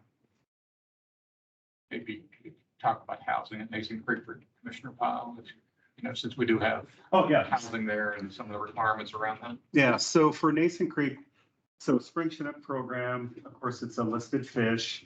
It's, I'm going to say, somewhat remote. It's up above Leavenworth. On listed fish facilities, you need a response time within 15 minutes. That's what we've agreed to. And that's what's required through our hatchery genetic management plans with NOAA Fisheries. So once again, remote location, housing not close. So Grant actually built a house up there. So we have a residence. So a DFW individual and his family stay in that house. So they have a presence on at that place 24/7. So once again, it's an acclimation facility, so it doesn't have fish on station all year. But having a residence there with somebody in there 24/7 is actually, I think, a really good thing, because I think we avoid a lot of vandalism, a lot of damage, a lot of theft at that location. And then so the other ones are monitoring evaluation programs. So monitoring evaluation, you know, it's a heavy duty requirement of all our hatchery programs. So we got requirements that we have to implement that for all our programs, just like the other PUDs. For the Wenatchee Basin, you know, we do work very closely with Chelan PUD. So we do see cost sharing, cost savings, because we do partner up with them and we use the same contractor. You know, Chelan has the Chihuahua River, we have the Nason River, and or Nason Creek and the White River. And then, of course, you got the main stem Wenatchee. So we do see some efficiencies there. But we will be looking at, probably specifically with the M&E programs, are these still the most appropriate contractors? So we will do that internal analysis to see, are there others that could do that work? And then go from there.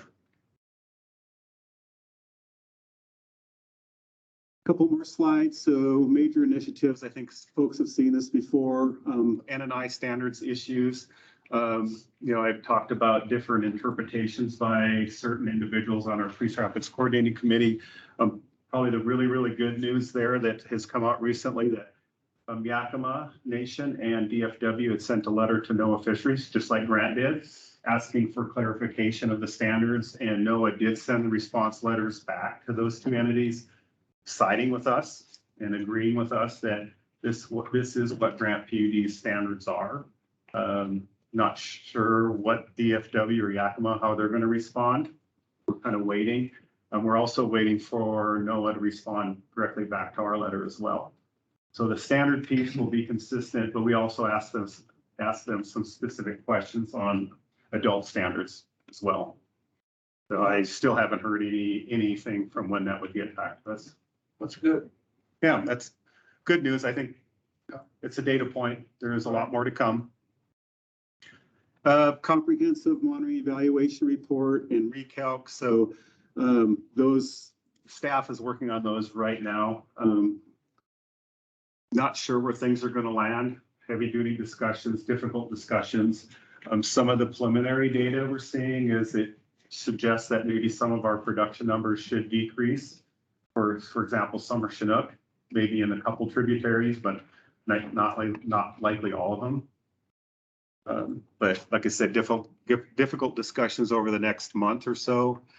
Talked about acclimation at Carlton, pre-rapid siphon intake. I provided that presentation the last time I was here. White River Spring Chinook, survival studies are coming up. And then Larry, the one I forgot, we talked about temperature TMDL. That's something that will definitely a major initiative that we're just really starting on. Probably going to take 3 to 5 years is my guess. And then the last slide I have is the challenges that I see going forward. Talked about standards, hatchery recalc, monitoring evaluation, sockeye statement of agreement. We're trying to work through that with the parties. There are definitely a lot of issues related to sub-yearling Chinook. How do you study them? Can you study them? How does that fit into known net impact? Carlton, siphon intake. Some of the things, we need to complete a preventive maintenance plan for our hatchery facilities. When you start stepping back and looking at our facilities, it doesn't seem like that long ago. But here we are 5 years, 6 years down the road. We're already starting to see things, break, need to be repaired. For example, Mason Creek, the pumps that pull water in from the intake structure. We've had to rewind those a couple times. So we're already getting into preventive maintenance issues with some of our facilities. Balance is always a big one. Doing things the right way, meeting our stewardship requirements within a reasonable budget. That's reasonable and feasible. So there's always that tension between us and the parties. Talked about external stakeholders and then succession planning and employee retention. It's something that I hadn't thought a lot about until recently. We got people like Brandon leaving us, but I start looking at the Fish and Wildlife Department, and we are kind of long in the tooth. We are about 17. Our average experience is about 17 years, and probably within the next 6 to 8 years, there could be probably 6 to 8 of us that could retire. So that's about 150 years of experience. So something that's kind of on my mind, thinking, it's time to start planning and trying to transfer what's in this noggin to others that can do a better job, hopefully, carry Grant forward. So those are some of the challenges, of course, not all of them. Tom, you tell me you're planning for retirement? Is that what you're saying? Well, I still have a 12-year-old. So if that gives you any kind of yardstick. Nice to think about. Oh, okay. And you get them through college and well adjusted, you're probably got another 20 years. Thanks, Larry. You're just bringing me up. And I think that was my last slide. And I just want to ask a question. I didn't see any reference on any of this of what's going on there at Chief Joe. Don't the Colvilles have some kind of a hatchery that you're in partnership with their Chief? Yeah, yes. So Are you just curious, are they using that tube? I've seen this guy invented this tube suction, it shoots these fish up over the top of Chief Joe because there's no fish ladder there. Yeah. So are they using that there? So they were doing, no, yeah, big question. So yes, Grant PD, actually, we have 18.3% share in Chief Joe. So Grant provided $10 million in capital, and then we provide O&M and monitoring evaluation on an annual basis. We have Okanagan and Summer Chinook in there. Our production numbers are 278,000. And then we have Spring Chinook in there, 110,000. So, and the Colvilles, so that we have an interlocal agreement between Grant, BPA, and the Colvilles on that facility.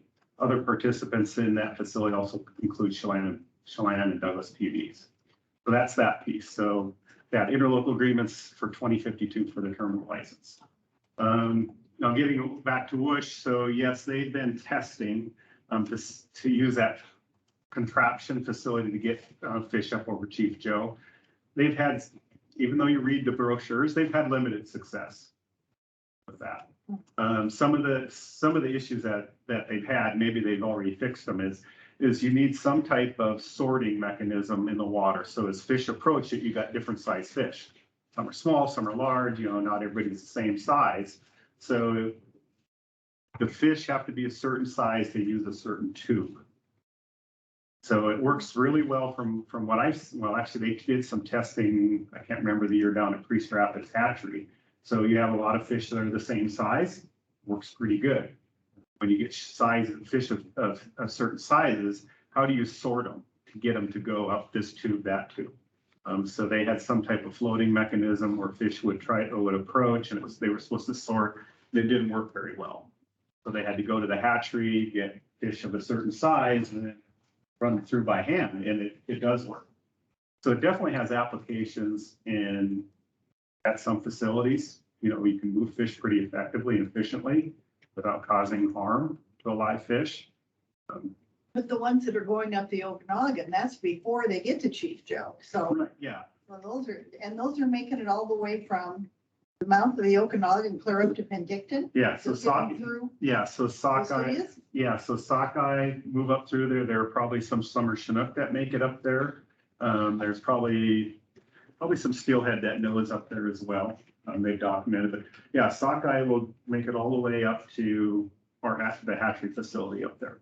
So is this the year the Sockeye make it up there? Isn't this the year that they make it? Yeah, so there's, I think they got all passage barriers moved, so adults will be able to make it back to Lake Okanagan, plus Chelan Grant working with Okanagan Nation Alliance, we'll be putting some of our fry into the lake as well. Into Lake Okanagan in Canada. Yeah. The previous years, they were doing ceremonial releases as they worked through their issues on the north side of the border with the fisheries departments and Department of Ministries, the regulators up there. So then those ones they're shooting up over St. Joe, they can only go up as far as Grand Coulee then. That's correct. Or do they go, they can. They could get over to Chief Joe. So they were trying to do studies to see would they migrate through Chief Joe or Rufus Lake, get to the base of Chief Joe, just to see if they can do that. And then at of course, Grand Coulee, you have to have some type of probably trap and haul.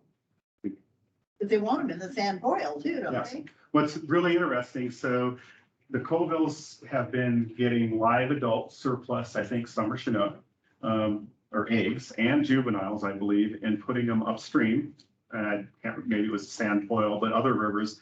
And those juveniles have been documented migrating all the way through, all the way to the ocean, and they've actually had fish make it back to Chief Joe.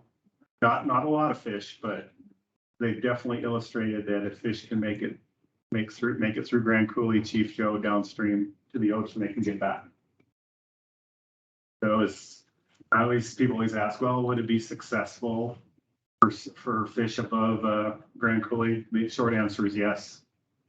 All you have to do is go to the Midwest, and I'm from North Dakota, so there's Lake Sakakawea back there. Geez, when I left in the 1980s, they were stocking fall Chinook, summer Chinook into the lake. See if they would take, and they actually have a really good fishery there. Every fall, you know, they're probably 8 to 10 pounds, 12 pounds. But, you know, they have a little hatchery facility there, so the adults run up, they take eggs and, you know, do kind of the same thing we do out here, raise them, acclimate them and dump them into the lake, and they do survive. We just need a couple million up in Roosevelt Lake. Be good. Well, yeah, then those could go all the way. They could go clear to Canada, the Kettle River. Judy, I'm impressed with your riverine geography knowledge. Yeah. She's an Okanagan girl. Well, I know where St. Mary's is. I've been there. She knows her rivers well and and where they fit. Oh, yeah. That, I mean, not a lot of people can say that. It's pretty cool. Any other questions? Yeah, Tom. Yeah, thanks. Thank you. Very good. Thank As you. always, Tom, it's fun, but I'm looking forward to more tours. Okay. That's just me. Don't just kind of run this for 2 years. Yeah, there you go. I don't know, still special. Yeah. Thank you, Tom. Yeah, thank you.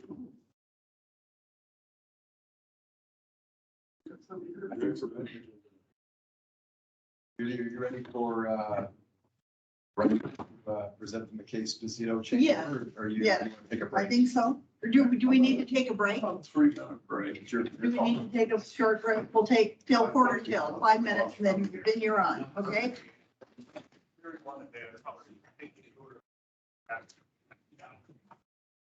We're taking a 5-minute break. Okay. Turn on your CO2 monitoring. Make yourself a couple more minutes. I'm so sorry, but yeah. I felt bad that I jumped all over. Thank you. Okay. You gotta do what's good for you. Yeah. Positive. Okay. Yeah. Yeah, I'll relocate there. They're being pretty good. I'm hoping to be.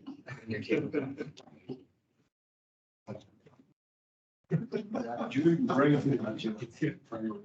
Yeah, no, I didn't. Everyone, I know, I've been meeting all kinds of people today. Today, yesterday, that Yeah. I've only seen on the screen for a long time. Good job, man. Yeah, two first people that I've seen a lot. For 2.5 years. Yeah. Finally got to. So you'll have it to reference? It's good. Yeah, so are you? My doctor. You should just look at the slides. Yeah, I'll be recording. Goodness. How big's their? Yeah, we're gonna teach them. Right there. They're Their case studies. W2s, W4s. Do all of them. So it's not just. Terry. Yeah. Reservation too. No, I don't think there, but maybe some projects that some of the plans. So I think with my. Yeah. Give up on that. T's are. Yeah. It's been. Oh, okay. Places. with single digit.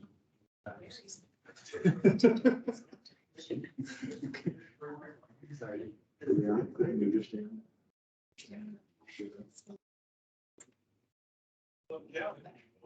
So, your last name. Yeah. So.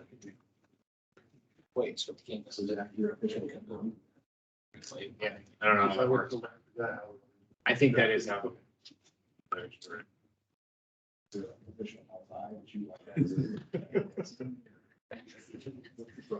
know. No, that's not homework. Okay. I can't do anything else with Kevin.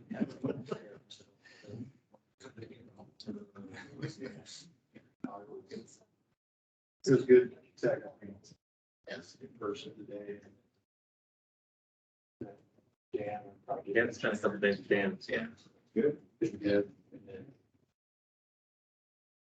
the tough part. I saw Jeff looking at it. He's already been, I guess, stuff, so he does. Yeah. Just stuff. Yeah, I mean, we haven't done a risk analysis, but everything we're going to check about the facilities. Yeah. This concerns you. Well, yeah, come this Saturday, you should, well, starting next Monday, they should just have these doors unlocked. Probably. Security. The different projects just do the insurance. Yeah. I'd like to close out this thing with Kurt Miller today too, if we can. Yeah, I updated the resolution. You want to mention it, just read the line, it's stricken. Oh, okay. Or. Maybe also on that. Hey. Right. He'll participate. Well, yeah, he would recommend. Okay. A small one would be half, a larger one you would. probably- Downside would be that it's on the separate categories. You have your categories. You gotta watch. There's no agreement. We're not sorting within the category. Oh, it's. Yes. It's really good. Yeah, we can't do everything about. Yeah, it's been fun doing that. I never used to do that. It's exciting. Just a little bit of that. Oh.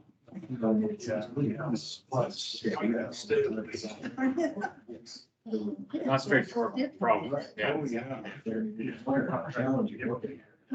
Judy's one of those with Republican. Oh, the. Republican. Double dip. A lot of times. Because that's where they. They had a good turnout at the weekend day dinner. Where they are, it's the way it flies up there. I didn't go to that. They go to where. Sorry, I missed As it gets done, they move, take off. That's nice.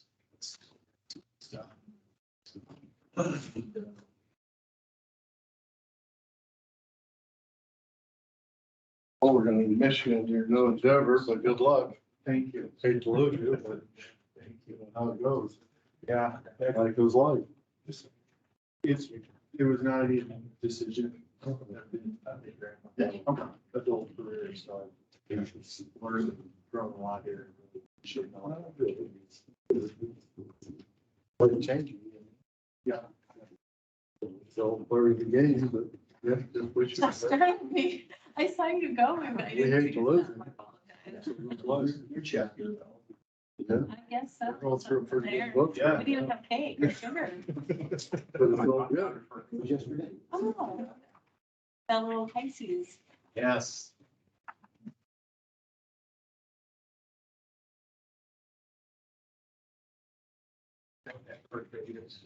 Tomorrow, my niece. Oh, Sure will be. that's I don't know. April for us. It's one of the few benefits you might get is. Well, yeah.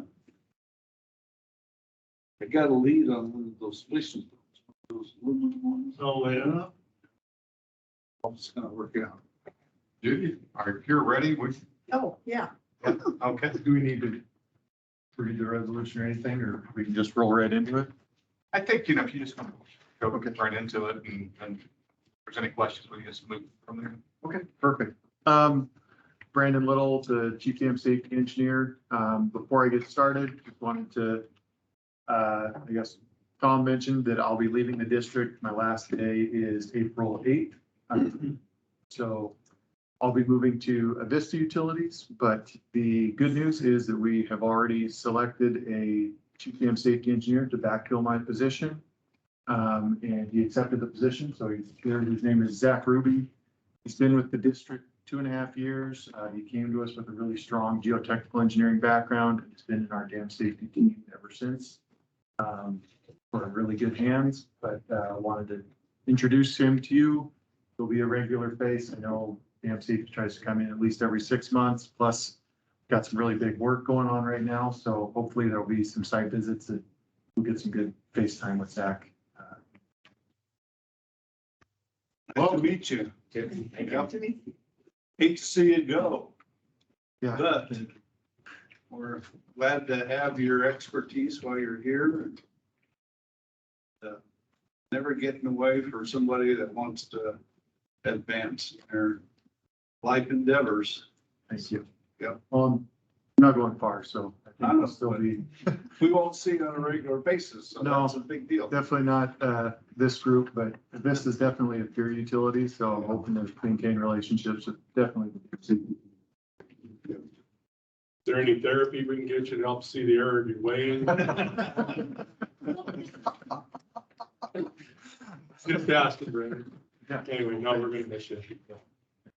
Yeah, and, you know, on that note, I think, you know, Brandon has really helped continue to advance our dam safety program from, you know, the folks that came before him, you know, whether it be Kevin or Dave Michelini or Ian.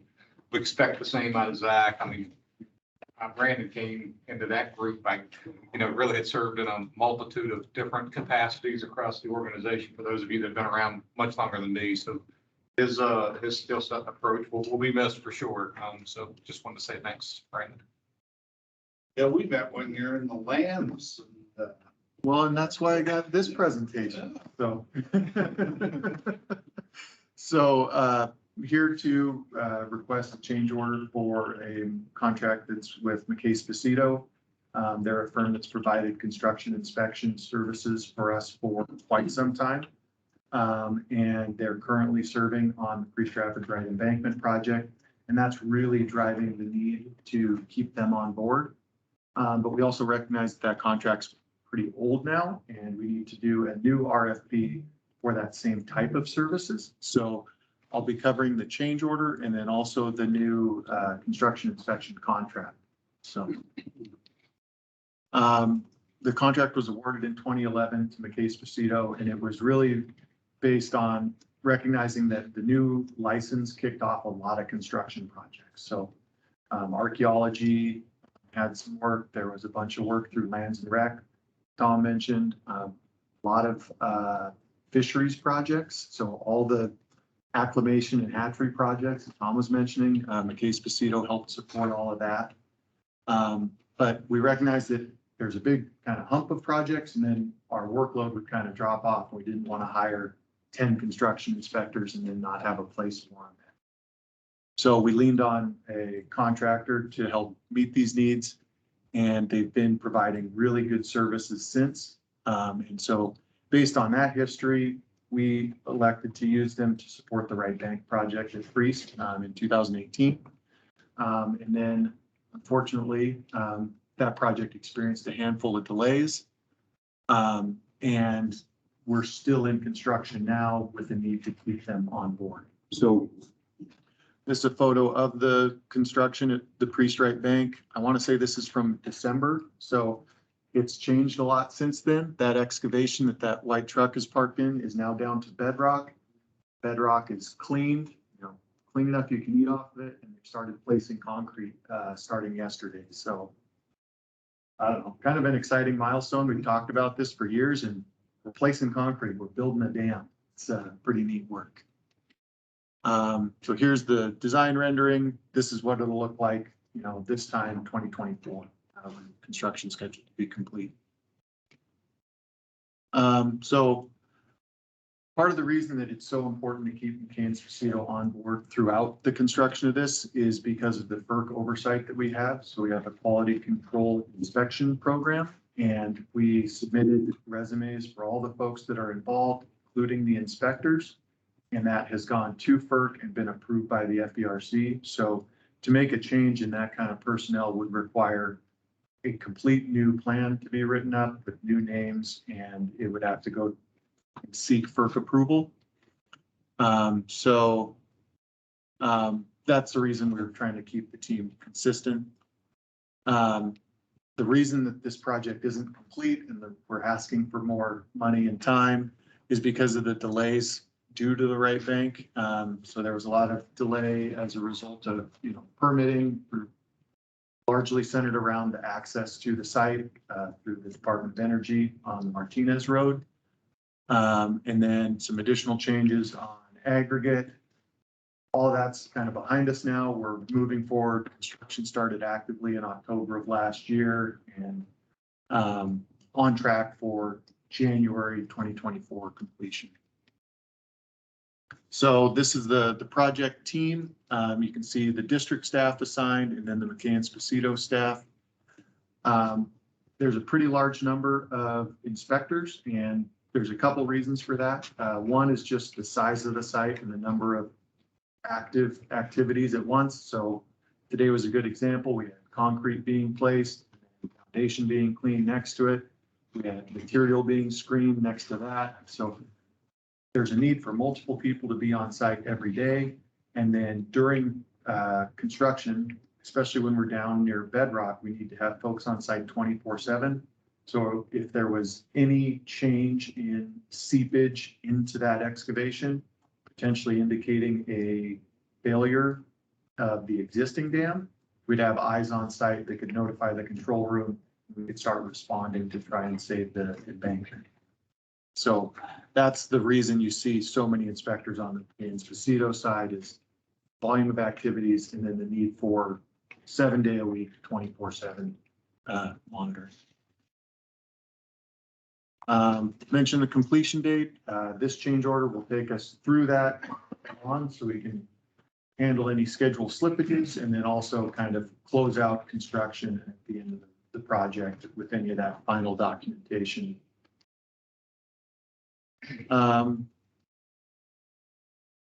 See, benefits of keeping McCann-Sposito largely come back to the fact that they're on site working. They are approved by the FERC and they've been providing really good work product. They've served really well in that role historically and are continuing to do really good work for us at the right embankment. So you can see the change order summary here coming up to that $3.9 million value. You can see they're doing a lot of work for us, the inspection, the testing, and then also some drone mapping that's beneficial both to us for our records and then also for the FERC so they're able to keep tabs on what we're doing in the field. The rates with McCann-Sposito are competitive. We have compared them to others, so there's no concern about rate creep that we've seen over the length of this contract. The way all of our professional services contracts are written, limit the contractor to either consumer price index or 5%, whichever is lower. And over the course of this contract, their rates have remained competitive with anything new that we've let. So there's no concern in extending this work through 2024. This kind of gets back into some of the concerns if we were to try and change inspection contractors. We would likely need to stop work on site while we sorted that out. There would be some break-in service while we got a new QCIP approved and got new folks oriented. Any of those work stoppages have pretty high costs related to IMCO. So trying to keep everything moving. We've got everything pretty well ironed out and it's moving relatively smoothly. Want to keep that going forward. And then yeah, we just don't have the staff to bring it all internal at this point. So the recommendation from Power Production Engineering is to execute the change order to keep McCann-Sposito on staff through the Right Bank project. And then recognizing that we can't continue to just execute change orders and extend this work, we will be executing a new RFP for these exact same type of services tailored to future projects. So any questions or concerns on the basic change order?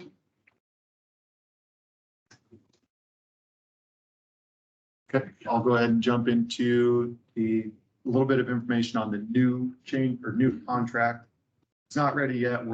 I believe Dale has the RFP either out on the street or it's ready to go out soon, and then we'll be coming to you with a contract request later this year. So that project will help provide the same type of construction inspection and testing support for upcoming work. We have a pretty decent list of projects, a lot of which are dam safety, but also other power production. The one you see here is the post-tension anchor project for the Priest Rapids Spillway. So 2018, we recognized the disbonded lift joint. The solution is to install post-tension anchors, similar to what was done at Wanapum, but a little bit different location and application. So we're going to need construction inspection through that. Once again, the volume of that work isn't something we can easily pick up using internal staff. So contractors are great in that they can pull a big team together, and then at the end of the project, find work for them. This highlights that. We've used McCain Spacito for a long time, but they're really great at getting people when you need them, and then they find other work for them for somebody else at the end of the job. We expect McCain Spacito will apply or will submit a proposal for the new contract, but also gives us a chance to see who else is out there and able to provide services for us. The other thing that is really important to hammer home is the qualifications. We do a lot of interesting and exciting work at the PUD, and this allows us to bring in folks that have done that work before and know what to look for and are just top notch straight out the gate, and saves us some of that training and getting folks up to speed. Upcoming projects, additional dam safety work. This is showing some monitoring equipment that was installed on our gates. We expect that we will have to do gate rehabs. So that's potentially in there. Substation service, or the station service project. They can bring in folks to support that. I know it's currently ran by PMO, but this is a contract that they could draw from as well. Fire suppression, same deal. Any type of construction we've got on site, these folks can be badged, treated almost like PUD employees, and escort folks inside the powerhouse, and then monitor the work and report. This is the one that I really wanted to bring up. We've talked about the Wanapum River closure section multiple times. We have lots of ongoing work. We have a pretty large RFP for engineering support that'll be going out. This new construction inspection contract will bring in a team of folks that we can use to help support drilling and investigation activities. And then if the timing works out, also support construction inspection when comes time to remediate this structure. Let's see. We've covered most of that. The last two that I haven't covered are spillway items at Priest Rapids. So we're looking at the piers from a side-to-side seismic aspect or seismic perspective. Any construction remediation needs to come out of that, could be supported by this product or contract. And then same with the spillway deck.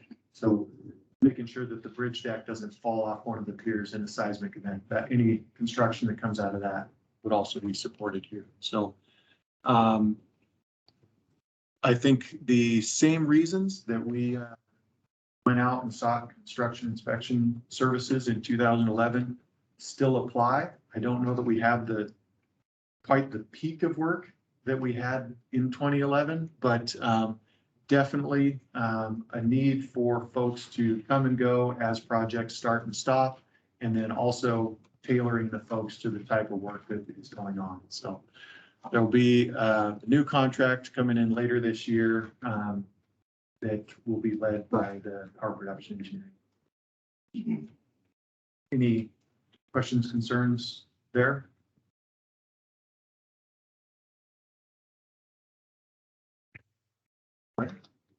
That's it. Thank you so much for your time. Thank you. Yeah, thanks for the heads up here. Lots to think about.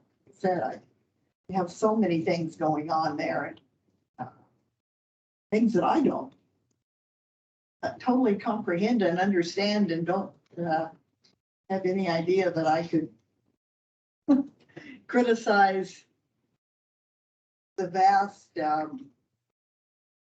amount of knowledge and expertise, I guess, you need to do all the things you guys do down there.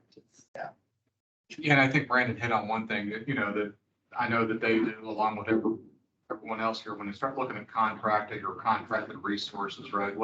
Weighing that against, the 20 or 25-year burden of bringing on an additional employees. So sometimes I think when we look at consulting or contracting dollars, it gets a little muddy at times, but I think there's really good reasons for us to do it in some cases, and this is one of those, because the work at some point will dissipate to a point to where we could potentially have, when we talk about stranded assets, stranded resources, and that's something that we don't want to have either, so.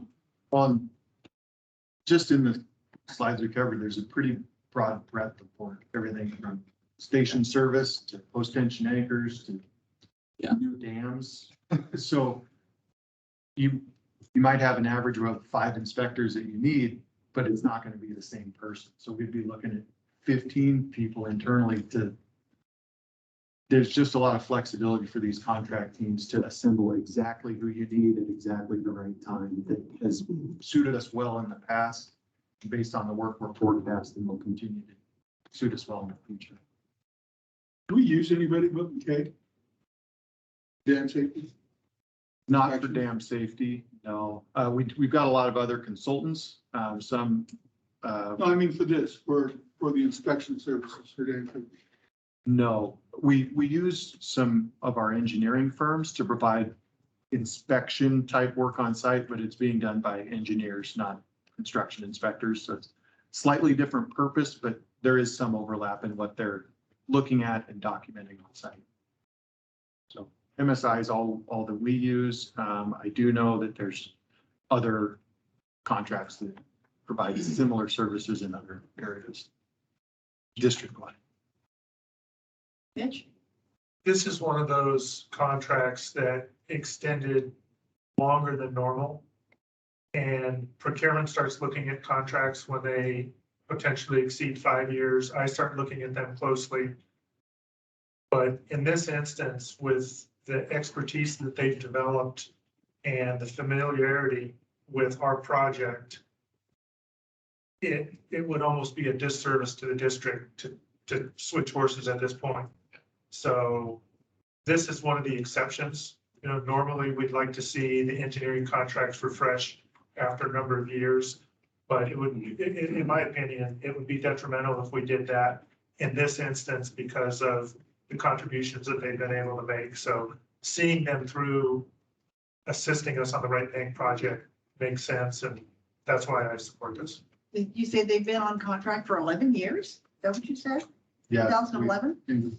I think, I want to say fall 2011, time we brought them on. So yeah, coming up on 11 years and looking to keep them through 2024. Yeah, Mitch hit on, that 5 years is sort of where we're looking at. If we do run into additional exceptions down the road, this would be what I would hope that you would expect, for us to come back and have this discussion with you and make sure that you're aligned with that approach. And if you're not, we can understand the impacts and then, adjust course as or if needed.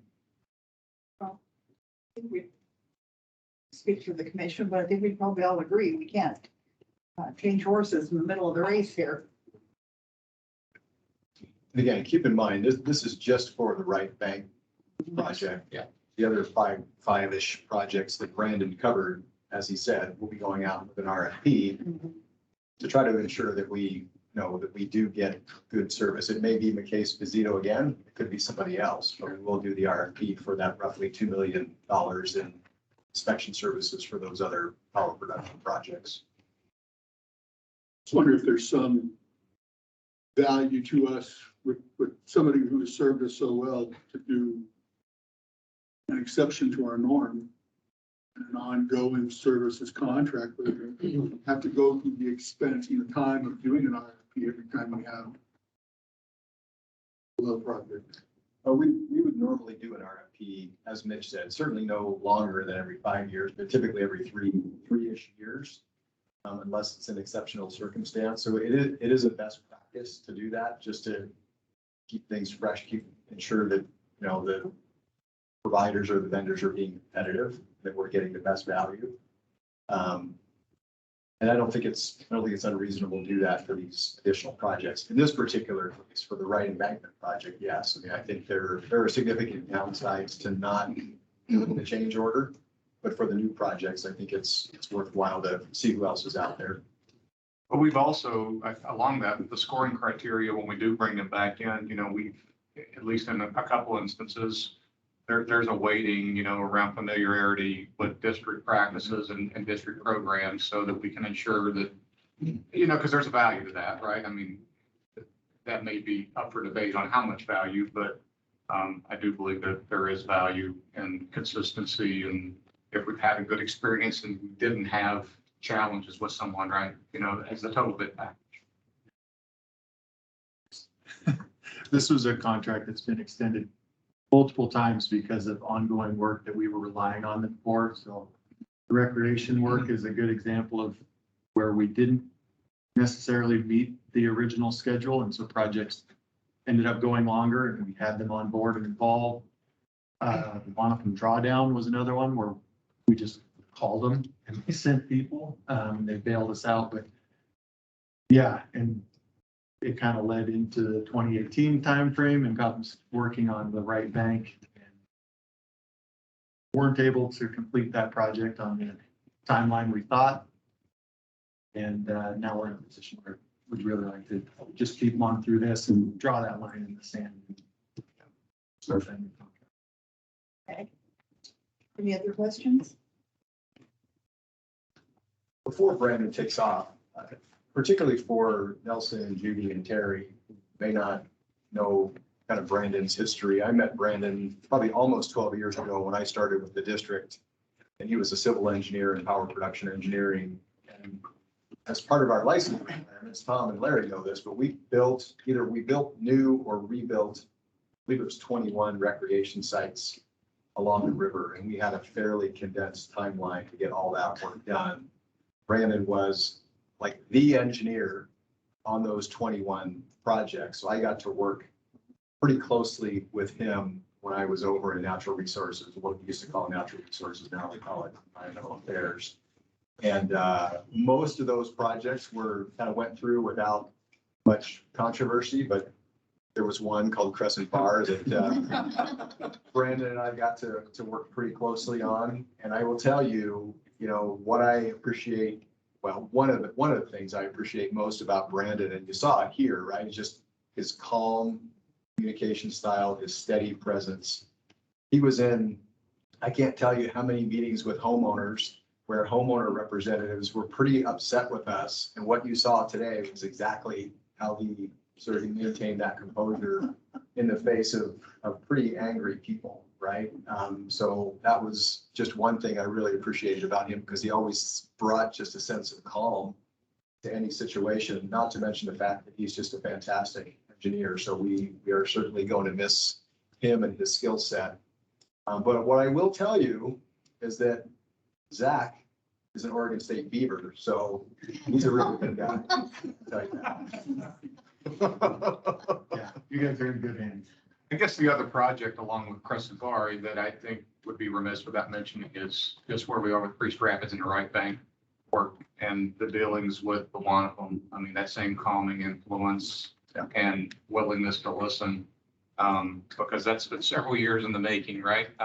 Yeah. But for us to be where we are today is in no short part, I think, to Brandon's style and approach with working with the Wanapum and making sure that tense situations are kept calm like Brandon does. So bottom line is things are slowing down a little bit. There's no challenge. No, not at all. There's not enough controversy. So Grant PD has some really exciting dam safety projects coming up.